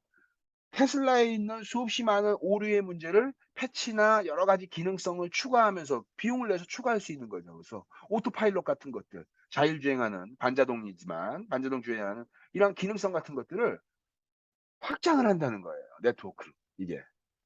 문제가 생기면 패치하고. 우리 그런 것들 되게 많죠. 스마트폰에도 그렇게 나오겠죠. 그죠? 지금. 그래서 기능성, 특성 같은 것들을 계속 해가지고 쭉 나오는 거예요. 뭐 대표적으로 저 얼마 전에 이제 제가 뭐 휴대폰을 딱 쓰는데 휴대폰에서 문자가 이제 저기 딱 들어왔는 저기 휴대폰에 뭐가 업데이트 하라는 거예요. 그래서 딱 이 업데이트 뭐지? 그리고 이렇게 읽어봤더니 휴대폰에서 통화가 어려운 시점인데 어떻게 되냐? 고객이 음성 메시지로 남겨놓으면 음성 메시지를 텍스트로 문자로 이렇게 딱 주는 거예요. 이렇게 문자로 찍어주는 거예요.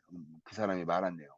그래서 전화를 받을 수 없거나 뭐 외부에 어서 무슨 뭐 저희 통화가 어려운데 긴급하게 요청해야 될 때 음성 메시지를 남기면 그 음성 메시지가 텍스트로 딱 찍혀가지고 문자 메시지로 딱 들어오는 거예요. 그냥 살짝. 그래서 그걸 보고 이 사람이 누가 무슨 요청 때문에 했구나. 피드백이 필요한 전화다, 필요하지 않는 전화다. 이런 것들 다 확인할 수 있다는 거예요. 이게. 그거 어때요? 새롭게 업데이트해서 기능성이 추가되는 거야. 이게. 근데 뭐 어찌됐든 요즘에는 그러한 형태의 것들이 너무나 다양하게 많이 나타난다. 이게. 음. 그 다음에 복합 시스템 구축 같은 걸 한번 예를 한번 들어보겠습니다. 복합 시스템 구축은 대표적으로 바로 뭐냐? 대표적으로 비행기. 여러분 비행기를 만들 때 이 비행기의 모델을 하나의 단일 기업이 다 만들지 않아요. 이게. 그러니까 분업화되어져 있는 수없이 많은 방산 기업들이 모여가지고 어떻게 돼요? 날개 파트, 뭐 엔진의 무슨 파트, 뭐 안에 무슨 파트에서 다 와서 합체하듯이 이렇게 만들어져요. 이게 뭐 자동차도 요즘에는 어떻게 돼요? 다 이렇게 합체로 만들죠. 그래서 어떻게 되냐? 설계 과정에 서플라이어들, 공급자를 참여시키는 거예요. 그래서 조기에 설계 단계에서부터 제품을 설계한, 그러니까 내가 만약에 현대라고 합시다. 현대자동차에서 신차를 개발하는데 그 신차의 개발 시작 단계에서부터 공급자, 서플라이어들을 거기다 참여시키는 거예요. 그래서 예를 들자면 시트 디자인을 하는 업체를 반영시켜요. 설계 단계에서부터 자동차 설계할 때. 그래서 내가 자동차를 설계할 때 자동차 안에 시트 디자인은 어떻게 되는 거예요? 현대에서 하지 않고 누가 하는 거예요? 이 서플라이어가 전문적인 시트 디자인을 오랫동안 해왔기 때문에 이 업체에다가 아예 맡겨놓는 거죠. 그래서 어떻게 돼요? 모모 파트는 A 기업, 모모 파트는 또 B 기업, 모모 파트는 C 기업 이런 형태로 각각의 파트별로 서플라이어들을 이렇게 파트를 연결시켜서 서플라이어들의 신제품 개발 과정에 같이 들어오고 현대가 주도적으로 운영을 해서 같이 들어와서 신제품이 만들어지는 형태. 이렇게 되면요, 상품의 개발 주기가 어때요, 여러분들? 신제품을 개발하는 주기가. 현대가 자동차의 신차 개발 A부터 시작해서 Z까지 다 A to Z까지 다 내가 하는 거야. 이 방법에서 A부터 내가 C까지는 B가 하고 D부터 뭐 F까지는 또 다른 기업이 하고 그 다음에 우리는 전체적인 걸 다 조율하겠지만 나는 주로 어떻게 돼? H부터 어디까지만 우리가 하고 뭐 이런 형태로 이제 주로 이제 서플라이하고 계약을 맺어가지고 운영할 수 있게 되겠죠. 그러한 측면에서의 특징이 바로 여기에 나타나는 이러한 복합 시스템 설계 방법입니다. 그래서 어쨌든 그러한 형태의 특징이 있고,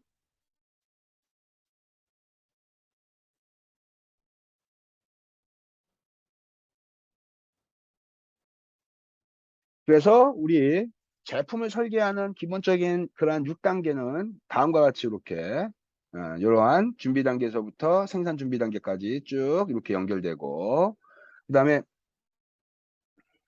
준비 단계에서 계획할 때는 프로젝트 승인해가지고 어떤 신제품 개발하고 우리의 전략적 방향성에 신제품 개발에 부합하느냐, 그 다음에 시장의 목표에 대한 평가 같은 이런 것들을 철저하게 구축하고 성과물에, 즉 프로젝트가 어떤 미션을 수행했을 때 투입이 이렇게 프로젝트가 진행돼서 돈도 투입되고 노동력도 투입되고 뭐 디자이너들 다 들어와서 일을 하니까 성과물이 있었죠. 이 프로젝트의 성공을 나타내는 성과물은 뭐다? 그래서 뭐 예를 들면 프로토타입 샘플을 만들어낸다. 무슨 뭐 고객의 뭐 긍정적인 테스트를 만들어낸다. 뭐 이런 것들을 갖고 이제 성과를 기준표를 만들어내서 이제 일종의 바로 뭐예요? 프로젝트를 진행할 때 KPI 만드는 거죠. 키, 퍼포먼스, 인덱스, 인디게이터 이런 것들을 만들어내는 거예요. 이거 평가 지표를. 그래서 이제 그런 것들로 여기 나오는 것처럼 뭐 목표 시장에 대한 니즈를 파악해서 대체 제품의 뭐 개념과 이런 것들을 생성하고 대체 제품이라는 것은 시장에서 저기 어떠한 경쟁 관계거나 오버랩되어져 있는 이러한 관계성인 특성이 나타나기 때문에 제가 여기 경쟁 차량 모델 같은 거만 설명할 때 뭐라 그랬냐면 이런 얘기했어요. 그죠? 어, 음, 시장 내에서 대체제가 존재하는 시장은 관역판이 한 개가 아니라 두 개가 되는 거예요. A 관역판에 쌌더니 고객이 B로 가버리는 거죠. 그죠? 그거 마찬가지입니다. 이게. 그래서 여러 가지 대체 제품의 특성이 어떤 것이 존재하냐 이런 것들을 이제 평가를 하게 되겠죠. 그래서 뭐 테스트하고 그래서 이런 관련 것들은 여러분 한 번씩 읽어보면 크게 어렵지 않습니다. 이게 이런 과정에 대한 것들 여러분 외울 필요 없겠죠. 이런 거 외우지 않으셔도 됩니다. 어떤 형태로 되는구나. 신제품 개발 과정. 그 정도에 대해서만 그냥 이해하시면 될 것 같아요. 그래서 여기 나왔던 기술 주도 플랫폼, 뭐 프로세스 집중 모델 이런 것들은 이제 나왔고, 뭐 맞춤형 제품, 고위험 제품, 뭐 신속 구축, 복합 시스템에서 복합 시스템에 대한 것들도 설명을 했고, 이 삼성전자의 OSCM, Operation and Supply Chain Management라고 하는 이 OSCM은 이제 공급망 관리하는 거예요. 이게. 그러니까 SCM과 오퍼레이션은 뗄래야 뗄 수 없는 관계가 있죠. 그죠? 이게. 왜 그러냐면 이제 단일 기업이 원자재 취득부터 시작해서 고객한테 전달하는 전 과정을 하나의 단일 기업이 하고 있는 기업이 있다 없다 이제는. 그 기업이 비정상적인 기업입니다. 이게. 그렇기 때문에 그런 기업들을 찾는 것 자체가 도리어 더 이상해요. 더 어렵고 희박합니다. 반대로 정상적인 기업이라면 수없이 많은 서플라이어 파트너십을 구축해서 하나의 공급망을 만들죠. 그 공급망에서 어떻게 돼요? 협업에 의해서 제품의 원자재부터 가공하는 부품의 조달, 생산 과정, 고객한테 전달하는 전 과정, 이런 것들이 굉장히 다양한 형태로 하나의 가치를 전달하는 그러한 밸류 네트워크로 만들어져 있어요. 그걸 뭐라고 하냐? 그거를 공급망이라고 하죠. 서플라이 체인. 삼성 이 전 세계 공급망이 얼마나 전 세계 글로벌 기업들을 대상으로 이 SCM 서플라이 체인 이 협의회 협회가 있어요. 협회에서 전 세계 공급망의 탁월한 경쟁 수준 같은 것들을 랭킹을 매깁니다. 예. 랭킹을 매기는데 삼성전자가 거의 뭐 2000년 이후부터는 거의 뭐 삼성전자가 전 세계 글로벌 이 공급망 순위 랭킹 평가할 때 거의 손가락 안에 다 들어와요. 열 손가락 안에. 막 6위, 5위, 막 7위 이렇게 합니다. 삼성전자가. 그래서 삼성전자는 전 세계로 시장을 확대하기 위해서 이 공급망에다가 굉장히 안정적인 투자를 많이 했습니다. 그래서 전 세계에 어떻게 되냐? 이러한 공급망이나 이런 것들을 이제 시장을 확대하기 위한 측면에서 이제 통합화시키고 각각의 현지의 로컬 파트너들하고 비즈니스의 이러한 거래 관계 기반을 확충하기 위한 계약 관계라든지 신뢰 관계라든지 이런 것들을 착실하게 오래전부터 이거를 거래 관계를 만들어 왔던 거예요. 그래서 지금의 삼성을 있게 한 글로벌 삼성을 있게 한 것은 바로 이 공급망 전략이었다. 이게 이제 이렇게 평가받고 있어요. 삼성전자에. 삼성전자에 대한 것들 내가 이게 쭉 해서 봤더니 뭐 삼성전자가 TV나 스마트폰 이런 것들을 위해서 이제 뭐 주도적인 지위를 갖고 있는데 이 스마트 싱즈 앱이라고 하는 것에서 이제 제어하는 거예요, 이게. 근데 여러분 이게 요거에 대한 의견은 저는 약간 생각이 달라요, 이게. 그러니까 이제 여러분 이런 지금 이제 스마트 팩토리라는 것이 있어요. 스마트 팩토리. 여러분 어 구글에서 여러분 이런 걸 한번 얘기를 한번 해보세요. 조회를 한번 해보세요.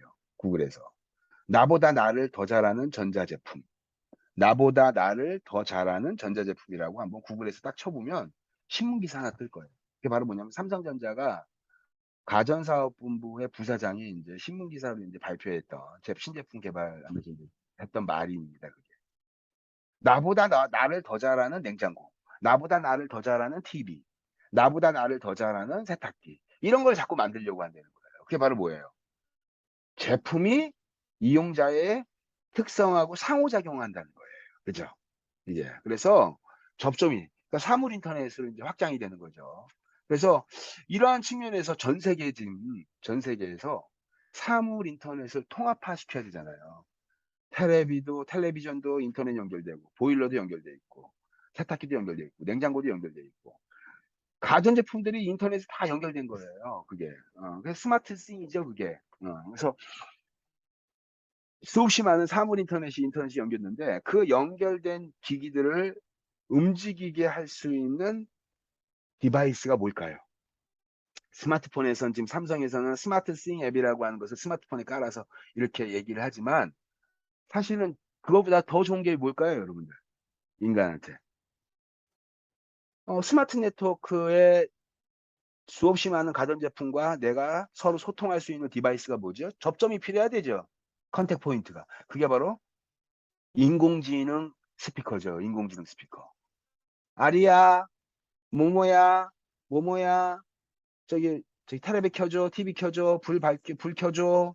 그 다음에 뭐, 저기 냉장고에 저기 무슨 뭐 있는지 알려줘. 뭐 세탁기 뭐 어떻게 돌려줘. 뭐 이런 것들을 이제 이 인공지능 디바이스가 통제하는 거예요. 이게. 나를 대신해서. 이게. 근데 구글하고 애플이요. 이 플랫폼 사업을 이미 시작을 했습니다. 벌써 몇 년 전에. 이게. 그래서 지금 시점에서 구글의 스마트 앱과 애플의 스마트 앱이 플랫폼이 있는데 그 플랫폼에 묶을 수 있는 제품의 수가 2만 개 정도가 된대요. 이게. 그러면, 그러니까 기술, 즉, 어떤 말을 했을 때 스마트 이 스피커가 인공지능 AI 스피커가 사물 인터넷을 통해서 가전제품들을 통제할 수 있는 제품의 수가 한 2만 가지가 나오는 거예요. 이게 하나의 플랫폼이 됩니다. 사물 인터넷에. 이 플랫폼에 선점을 해가지고 빨리 이제 이걸 플랫폼을 만들어야 되는데 삼성이 이게 늦은 거야, 이게 지금. 그러니까 삼성이 지금 어떻게 돼요? 애플과 어떻게 돼? 구글에서 주도하는 사물 인터넷 AI 그 플랫폼에 코드를 찍어서 제품을 양산하고 있는 경우예요, 지금. 사실 삼성이라든지 우리 이제 아티클에서 내가 이제 그런 얘기 해주겠지만 이제 설명 나오지만 제조 중심의 이러한 성장 전략에서 이제 빨리 벗어나야 돼. 제 삼성이라는 것이 너무 우리가 고도 성장할 때 제조 중심으로 많이 성장했기 때문에 제조 중심에서 자꾸 이제 어떻게 돼요? 정보 구축을 통한 미디어 사업으로 확장한다든지 그렇지 않으면은 미디어 플랫폼으로 확장한다든지 이렇게 가전제품을 묶는 플랫폼 비즈니스로 빨리빨리 확장이 일어나야 되는데 그게 지금 한 박자 늦는 거예요.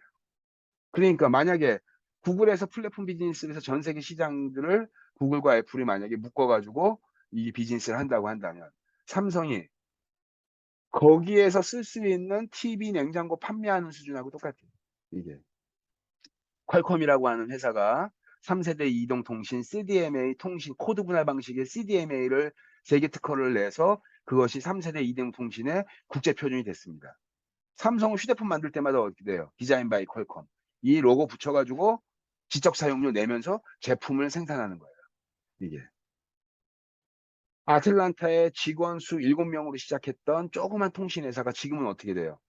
그 퀄컴이라고 하는 회사가. 지금은 전 세계 통신 시장을 한 손에 잡고 흔드는, 그러니까 우리나라한테는 갑질하다가 벌금도 물었죠. 그죠? LG하고 삼성한테 갑질을 합니다. 퀄컴이라고 하는 회사. 그렇게 확장됐어요. 이게. 그 특허 기술 하나로. 이게. 그러니까 일종의 그게 바로 플랫폼이죠. 그 특허기 CDMA라고 하는 3세대 이동통신에.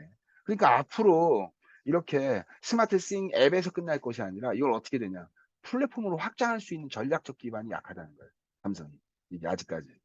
제조 중심에 너무 치우쳐 있다. 이게. 그래서 구글과 애플은 이미 시작해서 그런 것들을 벌써 플랫폼을 구축하고 나가고 있다는 거예요. 그런 측면에서는 좀 아쉽다. 우리 삼성이 좀 잘했으면 좋겠는데. 그래서 문제는 이걸 묶는 거죠. 이제 나보다 나를 더 잘하는 나보다 나를 더 잘하는 전자제품, 냉장고 이런 것들을 이제 삼성이 만들려고 합니다. 이게 그래서 어쨌든 OSCM이 이렇게 확장되는 특징이 있다. 그래서 뭐 기술 주도 제품에 대한 특징 같은 것들을 한 번씩 읽어보면 크게 문제가 없을 것 같습니다. 품질 기능 전개, 품질 기능 전개 제가 신제품 개발 과정에다가 여러분들한테 다 설명했어요. 우리 한번 신제품 개발 과정에 이 QFD 품질 기능 전개는 QFD예요.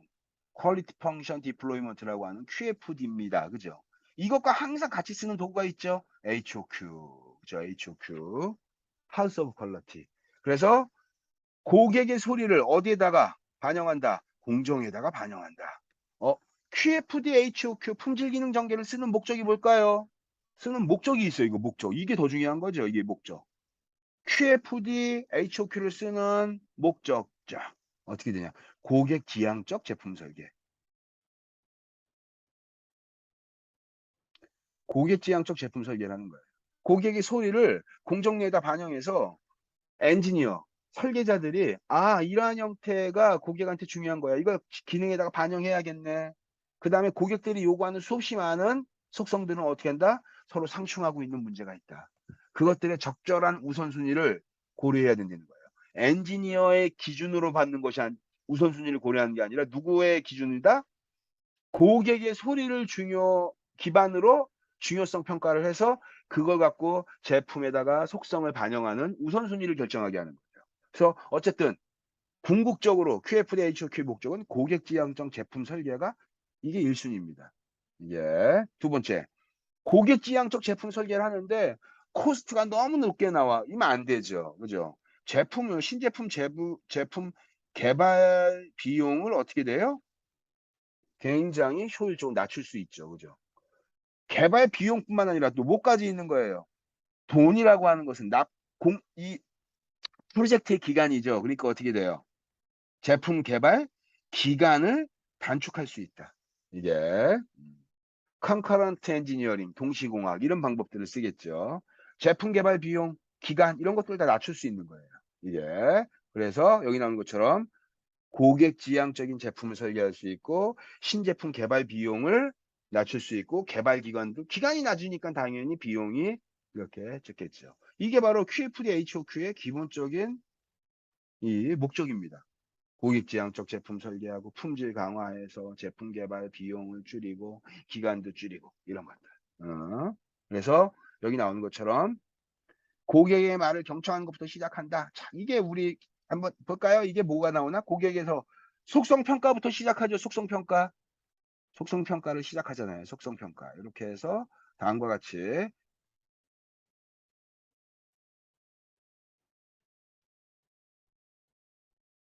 이렇게. 요 위는 무슨 특징? 기술적 특징, 기술 속성 간의 관련성. 여기. 그 다음에 여기는 뭐예요? VOC가 되겠죠. VOC. 고객의 소리를 여기다 속성으로 평가하는 거예요.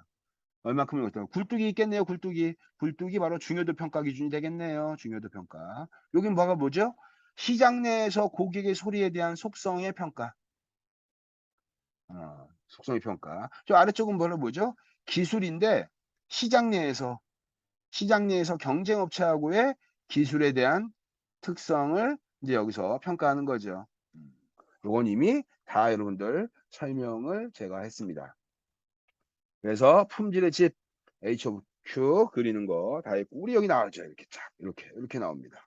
기술적 특성이 속성이 되고 여기는 기술적 특성의 관련성을 얘하고 올라가서 어떻게 돼? 서로 간에 관련성이 있네 플러스 얘하고 관련성이 있네 이렇게 플러스 만약에 여기다가 이렇게 됐다 이렇게 마이너스가 됐다 그러면 얘의 속성과 얘의 속성은 서로 간에 마이너스가 된다는 얘기예요.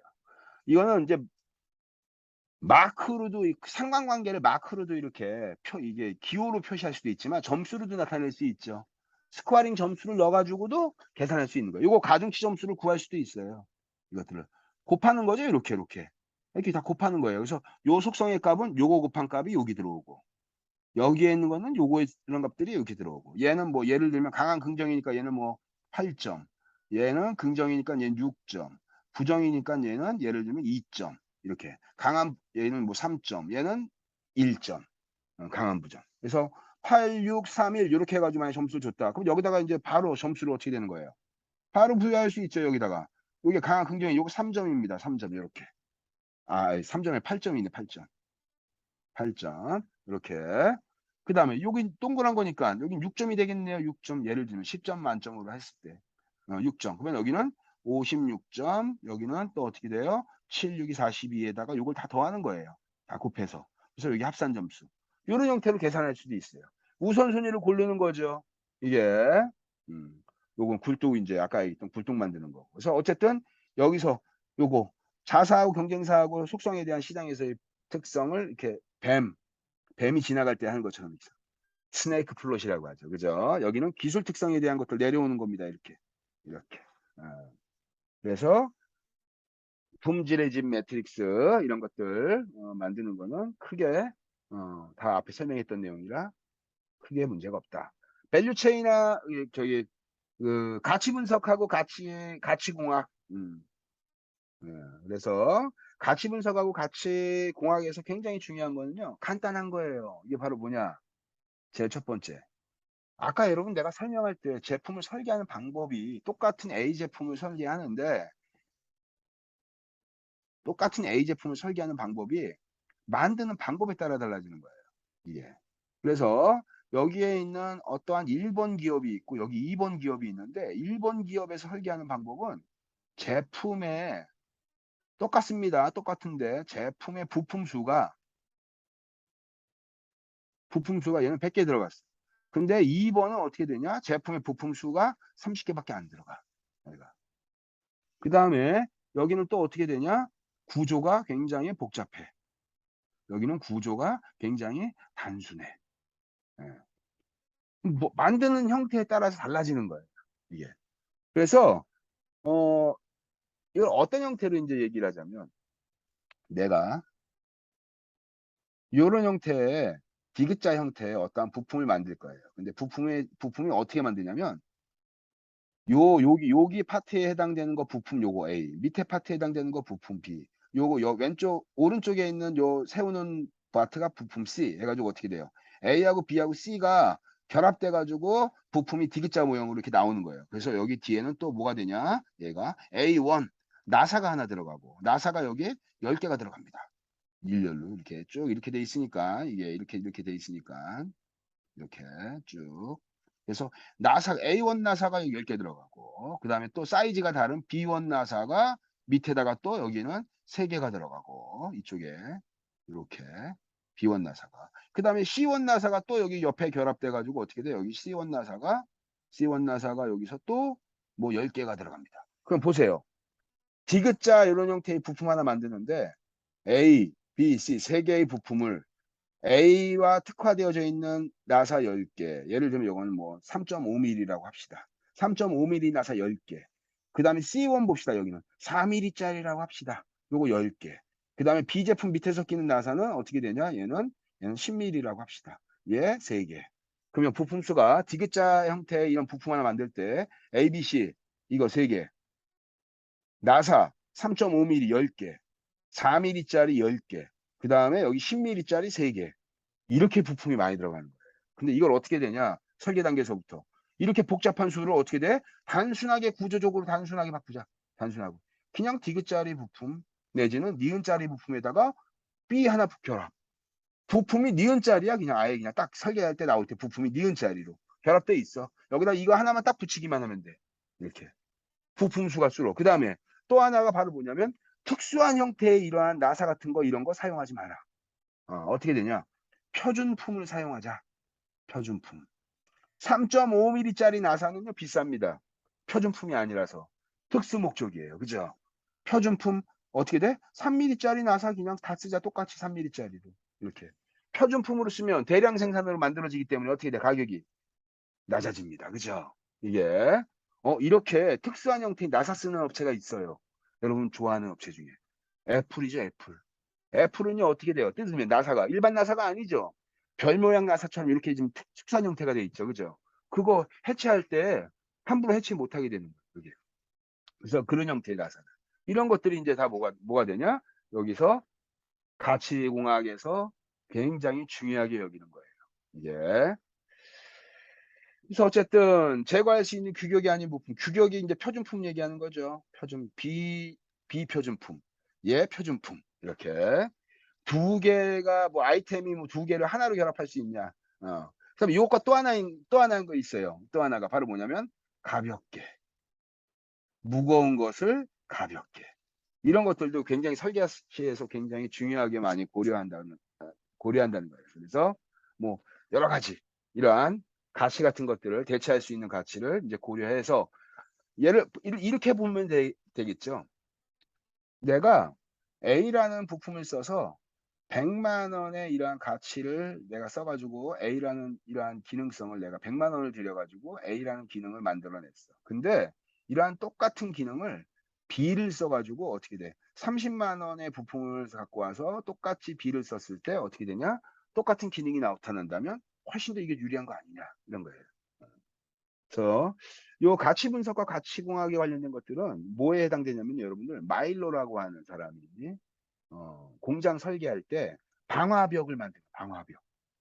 공장이 이렇게 만들어져 있는데 공장이 화재로 전소되면 안 되니까 그 당시에 법으로 불이 좀 내연, 즉 불에다 강하게 되는 내연 이 자재를 안에다 설계하게 돼 있어요. 이게. 그래서 주로 이제 내연 이 불에 강하게 좀 견딜 수 있는 그러한 이 벽면에다가 이제 그 내장재를 시공해야 되는데 이제 대표적인 게 바로 뭐냐면 석고보드 같은 거예요. 불연 석고보드.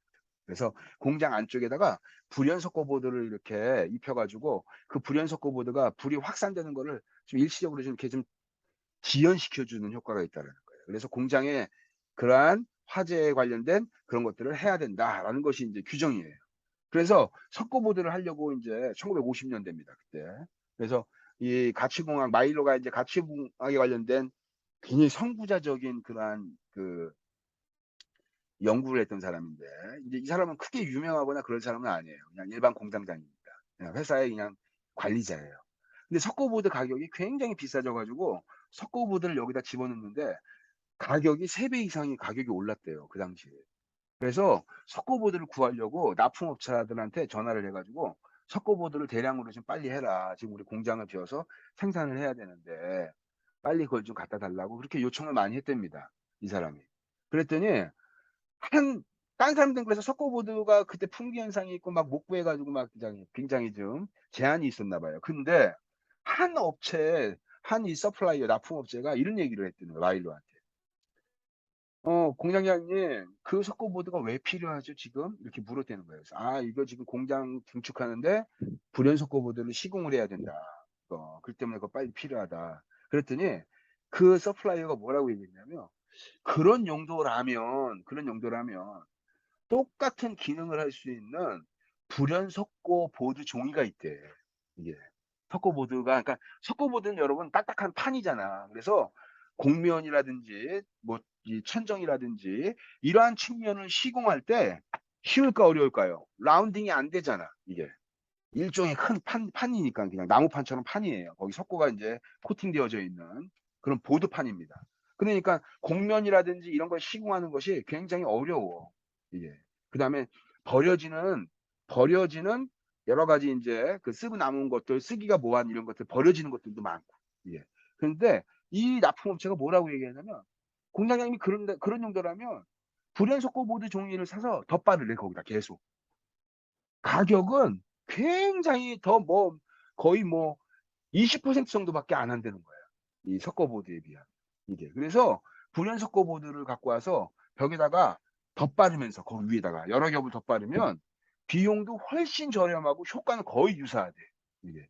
그래서 벽에다가 바르는데 설계해서 붙여가지고 우리 그러니까 바꿔 얘기하면 도배 종이 있죠. 도배 종이에 석고보드가 이렇게 석고가 쫙 붙어 있는 거야 거기에.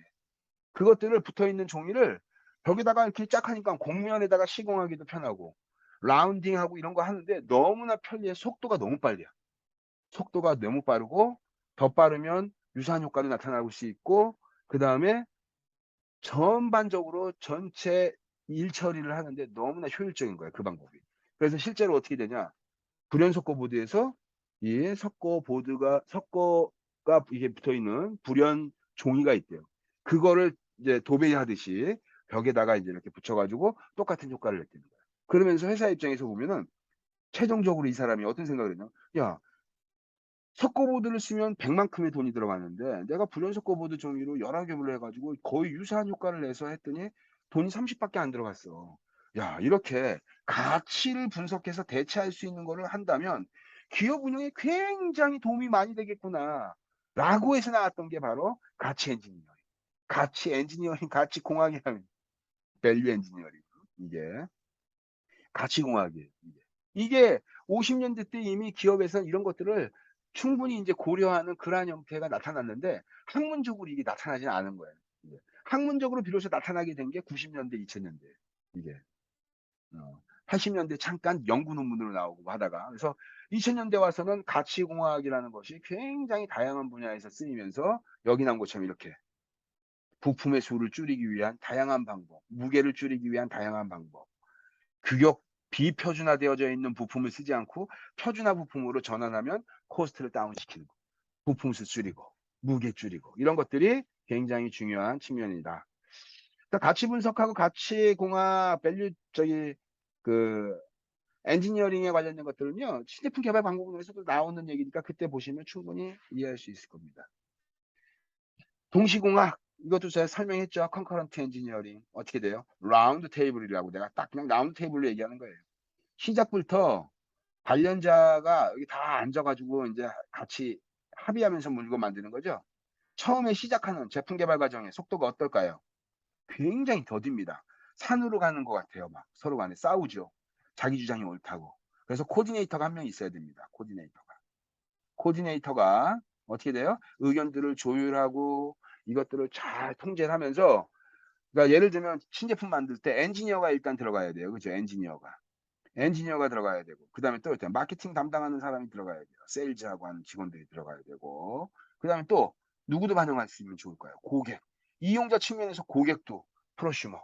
고객들도 여기다 반영을 시켜주고 그다음에 또 뭐 있을까요? 프로젝트에 자원이라는 것이 무한정 투입되는 것이 아니까 프로젝트 관리자가 비용을 통제하기 위한 회계나 재무 이러한 관리자가 들어옵니다. 또. 그래서 관련되어져 있는 수없이 많은 이런 관련 이해관계자들이 라운드 테이블에 앉아가지고 A 프로젝트라고 하는 어떠한 특정한 프로젝트를 같이 논의하는 거예요. 초반에는 어때요? 산으로 가죠. 진짜 산으로 갑니다. 이것들을 적절하게 통제해 나가면서 특정한 의견을 자꾸 수렴시키는 거예요. 코디네이터가. 그래서 제품을 자꾸 어떻게 되냐요? 개선시키면서 갑니다. 이게 그래서 특정한 기간이 지나면 이제 완제품이 설계가 되는데 전통적 설계 방법은 어떻게 돼요? 순차 설계라고 했죠. 순차 설계. A 작업자가 설계도 넘겨 그다음에 어떻게 돼? 그대로 만들어서 갖고 와서 마케팅 담당자한테 확인하고 이거 맞아요. 어유 여기 지금 너무 덜 깎았네. 여기 좀 더 깎아야겠어. 그럼 어디로 갑니까? 설계 다시. 설계 도면 변경해서 다시 금형 틀 만들고 샘플 만들어서 아우 너무 팠네 여기는. 살짝 다시 위로 올려. 이거를 계속해서 대량 생산, 양산으로 넘어가기 전까지 계속 이 사이클이 돕니다. 이게 순차 설계 방법의 고비용 구조예요. 이게. 이거를 어떻게 되냐? 설계 단계에서부터 담당하는 사람들이 다 어떻게 돼요? 하나하나 만들 때마다 고려하는 거예요. 이것들을. 그 다음에 설계 단계에서부터 각각의 단계에서 어떻게 되냐? 그러니까 일반적으로 스테이지 게이트 모델 같은 경우에는요. 계획 단계에서 쫙 진행하는 거야. 넥스트 스텝으로 딱 진행할 때 어떻게 돼요? 스테이지 게이트 모델에서는 문을 만들어 놓고 이 관문, 즉 아이디어 제너레이팅 단계에서 이거를 신제품을 개발해서 계획 단계를 넘어가려면 어떠한 충족하는 기준이 있어야 돼요. 이 기준을 충족했을 때만 그 다음 문으로 넥스트 스텝을 또 넘기는 거예요. 그래서 여러분들 우리 아티클에서 여러분들한테 내가 스테이지 게이트 모델 같은 것들도 거기 나오니까 기업 사례 같은 거 한 번씩 보시면 굉장히 신제품 개발을 이해하는 데 도움이 많이 될 겁니다. 그래서 처음에 그냥 아이디어 단계니까 어떻게 돼? 그래 좋은 아이디어 같아. 한번 계획 한번 해봐. 이거 아니에요. 돈이 들어간다는 얘기예요. 그죠? 안 될 것과 될 것을 돈이 많이 들어가는 중간 단계까지 끌고 와서 이거 아닌가 보다. 야 이거 프로젝트 실패. 이거 프로젝트 접자. 이거 그냥 그만하자. 이게 아니라 아이디어 제너레이팅 단계에서부터 철저하게 쭉 제품 설계 단계를 엄격하게 평가하면서 스테이지 이 단계를 충족했을 때만 넘기는 거야. 이거 충족 안 하면 어떻게 돼? 버리게 하는 거죠. 이게 그래서 신제품 개발에서 굉장히 중요한 건 조기에 빨리 안 될 것들을 골라내는 그러한 것들이 굉장히 중요한 판단 기준이라고 할 수 있죠. 그래서 동시공학, 컨커런트 엔지니어링 이렇게 같이 만드는 것을 얘기합니다. 뭐 움직이냐, 뭐 경리되냐 이런 것들을 한 번씩 여러분들 뭐 검사하고 하는 것들은 최근에 주로 이제 나온 게 이제 친환경 설계죠, 여러분들. 전자제품 같은 경우에다가 그린 라벨링이 붙는다고 한번 생각해 보세요, 여러분들. TV 앞에, TV 옆에 그린 마크가 딱 붙어요, 라벨링. 그린 라벨링으로 딱 붙는다라는 건 바로 뭐예요? 그 제품을 설계하는 양산, 대량으로 만드는 설계 과정부터 고객 손까지 전달되는 완제품을 만드는 그 전 과정이 다 어떻게 되냐? 유해 물질을 자재로 수용한다든지, 유해 물질이 아닌 유해물을 만들어내는 그러한 만들어내지 않는 친환경 공정을 쓴다든지, 그것들이 검증됐을 때만 그린 라벨링 붙여가지고 이제 제품을 쓰게 하는 거예요. 요즘 전자제품에다 그린 라벨링 아직 안 붙이잖아요. 그죠? 우리. 이게. 그래서 그거에 대한 것들을 지금 계속 논의하고 있는 거예요. 예. 전자제품에다가 그린 라벨링이 붙이면요. 순으로 납땜하는 거 있잖아요. 납으로 하는 거. 그게 되게 안 좋거든요. 이거 아니라고 딴 거 쓰려고 하는데 마땅하게 딴 대체 이 납땜처럼 이렇게 쓰는 게 있어요. 이게 친환경 이게. 근데 그게 되게 비쌉니다. 이 비싸니까 그게 안 되는 거예요. 그래서 최근에는 이제 그런 것들이 전자제품의 폐가전도 어떻게 돼요, 여러분들? 설계뿐만 아니라 공급망에서 고객이 이렇게 해서 이제 이게 포워드 SCM입니다. 공급자가 원자재 조달해서 생산해서 고객한테 전달하는 이게 예전에 같으면은 여기까지가 딱 기업 책임이 끝났어요. 그죠? 근데 이제는 어떻게 돼요?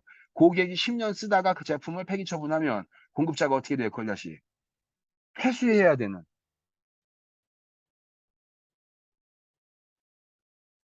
리버스 SCM 측면에서 친환경 요소가 고려되고 있습니다. 그러니까 어떻게 돼요? 폐기 처분한 그 가전제품을 공급자가 수거해서 쓸 수 있는 거 골라내고 쓸 수 없는 거는 폐기 처분하고 하는 이 과정을 공급자가 다 하는 거예요, 이게. 그래서 이러한 형태의 SCM이 최근에도 많이 논의되고 있죠. 뭐 여러 가지 뭐 친환경 제품 같은 것들도 친환경 제품을 많이 쓰면 좋겠지만 어떤 거예요, 여러분들? 친환경을 쓰게 되면. 코스트가 굉장히 유발되기 때문에 기업들이 굉장히 두려워하는 겁니다. 그죠? 예. 그래서 어쨌든 앞으로는 이러한 친환경 설계라든지 이런 것들. 여러분들 우리 친환경 설계의 대표적인 게 바로 뭐예요? 이게 가정 내에서 쓰는 가구 같은 거 있잖아요. 가구. 가정 내에서 쓰는 무슨 뭐 옷장이라든지 무슨 뭐 소파라든지 그렇지 않은 뭐 식탁이라든지 무슨 뭐 여러 가지 이러한 저기 가구 같은 것들 이런 것들이 폐목재 폐목재 같은 거 갖고 막 그냥 산업용 저기 쓰레기 같은 것들 가공해 가지고 그냥 가짜로 그냥 이렇게 저기 저기 인공으로 만든 나무 있죠. 합판으로 이렇게 만든 이렇게 나무로 만들어 가지고 그것을 집안에다가 이렇게 쓰다 보니까 어떻게 돼요? 제품 안에서 나무니까 그 안에서 포름알데히드가 막 나오면서 알러지 발생하고 천식 생기고 막 비염 생기고 막 이런 게 나타난다는 거예요. 그래서 어떻게 되냐? 우리나라에서 어떻게 돼요? 뭐 가구에 대한 이 등급화 시켰죠. E1, E2, E3 해가지고 무슨 등급화 시켜가지고 어린이한테 쓰는 가구는 무슨 등급 이상이어야 되고 무슨 등급은 가구를 목재를 쓰면 안 되고 막 이런 형태의 기준이 있어요. 그런 게 바로 뭐 친환경입니다. 이렇게 친환경 설계 방법으로. 그래서 그거를 인정받은 업체들한테만 그 마크를 달 수 있게. 그래서 뭐 이런 것들. 어쨌든 이런 것들이 굉장히 중요한 요소라고 할 수 있어요. 서비스 제품에 대해서 설계하는 것들은요, 이게 서비스 운영 관리 수업 시간에 굉장히 많이 다뤄지는데, 간단하게만 제가 내용, 책에 나오는 내용이니까 간단하게만 얘기하면, 서비스 제품은 이용자의 니즈하고 결합되어져 있는 거예요. 그래서 이게 제품 중심의 NPD하고 달리, 요 NS, New Service Development라고 하는 NPD에서 요거죠. 여기 서비스에서는. 새로운 서비스를 만드는 거는 이용자의 니즈 특성과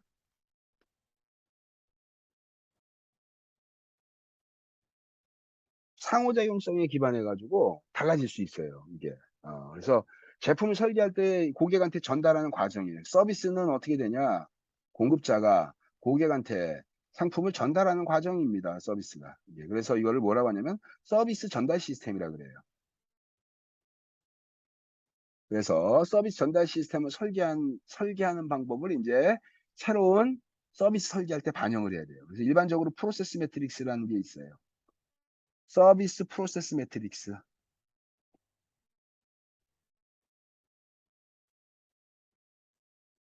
서비스 프로세스 매트릭스라고 하는 이 매트릭스에서 X축은 바로 뭐냐면 고객과의 이러한 상호작용성입니다. 고객의 니즈에 충족시키는 고객화와 상호작용. 상호작용. 여기는 고객화. 어, 고객화가 높고 이쪽으로 가면 낮고. Y축은 노동의 집약도예요. 그러면 여기는 어떻게 돼요? 상호작용이 높고 여기는 상호작용이 낮고 고객화가 낮고 이렇게 볼 수 있는 거예요. 이렇게 보면 여기는 어떻게 되냐? 고객화가 높은 파트고 여기는 고객화가 낮은 파트예요. 그죠? 그래서 여기 뭐라고 하냐면 여기를 서비스 숍이라고 합니다. 서비스 숍. 서비스 숍? 그래서 많이 듣는 얘기네. 잡숍과 유사하죠. 그죠? 잡숍. 그래서 여기는 바로 뭐냐면 이건 전문 서비스, 프로페셔널 서비스. 프로페셔널 서비스. 여기는 서비스 숍, 서비스 숍, 숍 이렇게 됩니다. 서비스 숍. 이렇게. 여기는 뭐가 되냐면 여기는 여러분 여기를 요건 저 그림을 그려야겠네.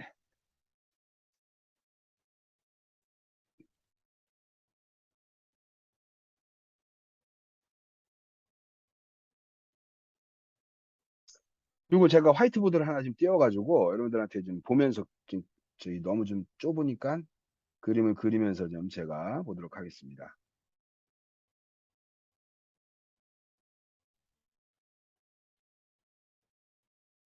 화이트보드 보이죠? 이게 서비스 프로세스 매트릭스를 한번 그려보겠습니다. 다시 한번 확인해서 공유가 되어 있고요. 그래서 여기는 바로 뭐냐면 고객화, 고객과의 상호작용. 이게 그걸 얘기하는 거예요. 그래서 이쪽으로 갈수록 어떻게 돼요? 높은 거고 이쪽으로 갈수록 상호가 낮은 거게 됩니다. 여기는 바로 뭐냐? 노동 집약도. 노동의 집약도가 높고 낮고 이렇게 보면 됩니다. 그래서 여기서 보면 여기 볼게요. 여기 뭐라고 하냐면 서비스 숍이라 그래요. 여기는 바로 뭐냐면 전문 서비스라고 합니다. 여기는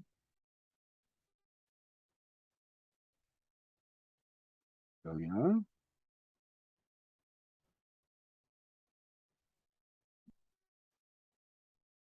서비스, 프로페셔널 서비스. 여기는 이제 바로 뭐냐면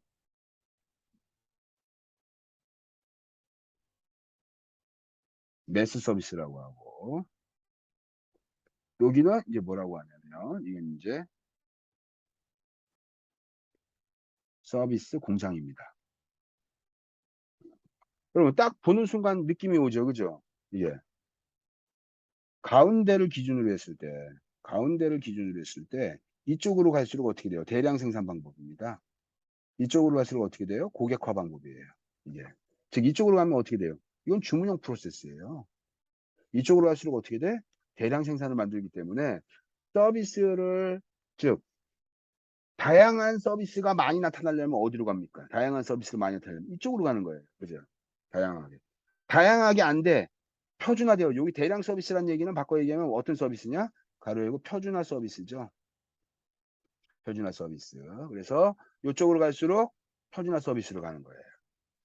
서비스 팩토리, 서비스 공장입니다. 여기는 대량 서비스, 매스 서비스. 이게 반면에 여기는 서비스숍, 전문 서비스. 고객한테 맞춰준다는 얘기예요.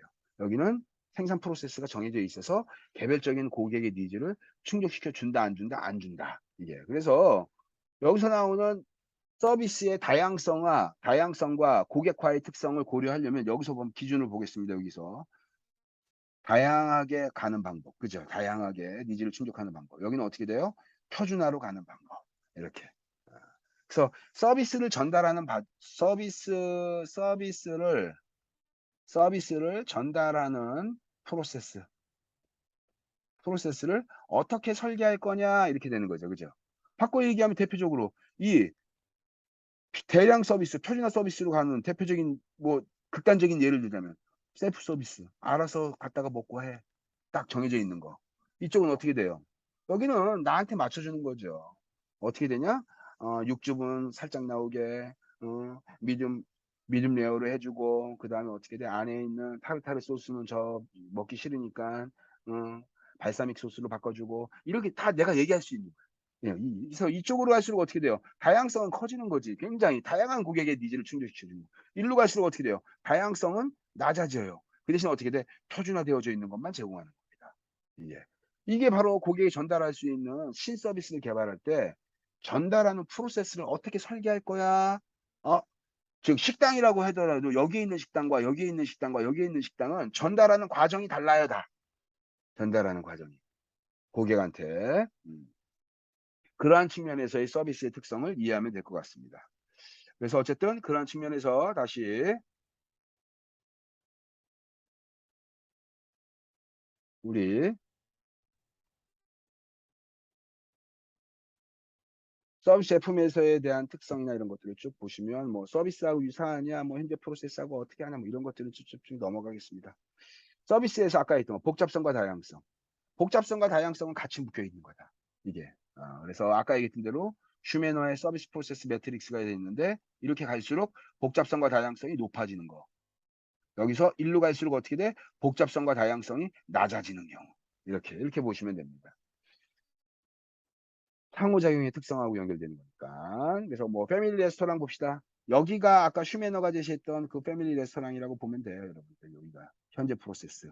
여기서 어떻게 돼? 높은 복잡성과 뭐 다양성을 내가 고려하겠다.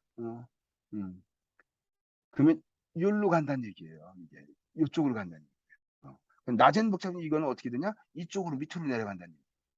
서비스 숍, 프로페셔널 서비스, 서비스 팩토리, 여기는 매스 서비스. 그죠? 네 가지. 이걸 뭐라 그런다고? 이걸 서비스 프로세스 매트릭스. 서비스 프로세스 매트릭스. 서비스 프로세스 매트릭스라고 얘기한다. 뭐 경제적 저기 프로젝트 개발 비용에 대한 경제적인 특성을 분석한 여러 가지 많이 있는데 아까 내가 여러분들 뭐라 그랬죠? 스테이지 게이트 모델. 스테이지 게이트 모델과 굉장히 유사한 거예요. 뭐 마일스톤. 여러분들 이거 내가 무슨 영화 같은 데 보면 얘가 성이 있습니다. 이렇게 성. 성에서 저기 화살을 쏴요. 궁수가. 화살을 피용 쐈더니 쉥 날라가서 쫙 100m 쫙. 뭐 약간 약하게 쫙 했더니 찡쫙 했더니 여기는 뭐 70m 여기 좀 약하게 했더니 쫙 했더니 여기는 50m 여기는 뭐 30m 이렇게 쫙. 예. 이게 뭘까요? 마일스톤 이게 날아가는 거리를 여기다 딱딱 집어가지고 불 밝기 같은 거 있죠. 횃불을 밝아놓고 아 이건 몇 미터야 이건 몇 미터야 이렇게 해서 거리에다가 딱 돌을 집어넣고 그 돌에 따라서 아 이건 몇 미터 위치를 찾는 거예요 이게. 그래서 진행을 해가면서 어떻게 돼요? 이러한 거리 같은 이러한 특성 같은 것들을 이제 마일스톤으로 위치 같은 것들을 찾아놓는 거. 이게 뭐 예를 들면 화살 같은 거 던져 쏘듯이 이렇게. 그렇지? 프로젝트를 진행할 때 특정한 스테이지에서 딱 지금 이걸 평가할 때 이거의 평가 기준 KPI라고 했죠. KPI가 이거 충족해? 이거 충족하면 다 넥스트 스텝으로 넘어가는 거야. 충족 안 해? 그럼 여기서 버려. 끝. 사업 프로젝트 실패 중단 이렇게 딱. 그래서 이걸 진행 중단에 대한 마일스톤을 딱 여기다 기준이 있겠죠. 여기다 예를 들면 계획 단계야. 그러면 계획 단계에서 그 다음에 어떻게 돼? 이걸 이제 계획해서 실제로 디자인을 하고 뭐하고 하는 그런 단계를 넘어가야 되는데 여기에서 마일스톤의 기준이 뭐 얼마큼 해야 되고 뭐 무슨 지표가 있어야 되고 이런 여러 가지 구체적인 지표들이 있을 거예요. 그걸 충족하면 넘어가는 거고 이거 안 되면 어떻게 돼요? 중단 이렇게. 그래서 또 이제 프로젝트 개발 비용에서 또 중요한 개발할 때 또 중요한 게 바로 뭐냐면 개발을 결정하는 것과 개발돼 가지고 저거를 이제 운영해 가지고 이제 설계를 변경할 수도 있고 또 실제로 출시한 다음에 설계 변경 횟수가 되게 많죠. 자동차 산업에서는 어떻게 돼요? 출시한 다음에 설계 변경을 리콜 해주는 거예요. 리콜. 이게 리콜을 하는 거죠. 이게 그래서 이러한 부분의 것들을 어떻게 되냐? 다 이게 복합적으로 고려해야 돼요. 설계는 잘 됐는데 설계는 잘 돼서 프로젝트 다 충족했어. 근데 운영하는 과정 중에 굉장히 다양한 여러 가지 문제점들이 발생될 것 같고 코스트가 유발되고 하면 그건 실패한 거야, 사실. 접어야 되죠, 이게. 뭐 MPV 해가지고 수년제 가치 해갖고 미래 가치 구축하는 거 이런 것들은 뭐 한 번씩 좀 보시면 될 것 같아요. 뭐 제품 개발에 대한 성과나 이런 것들은 이제 한 번씩 좀 보시면 크게 문제가 될 것 같지 않습니다. 이해하는데 크게 어렵지 않는 부분이에요. 그래서 제품 개발 방법과 우리 3장에서 나왔던 이러한 방법들을 한번 쉽게 이해하면 크게 어렵지 않을 것 같습니다. 그래서 3장에 대한 내용들은 이렇게 마치도록 하겠습니다. 수고했습니다.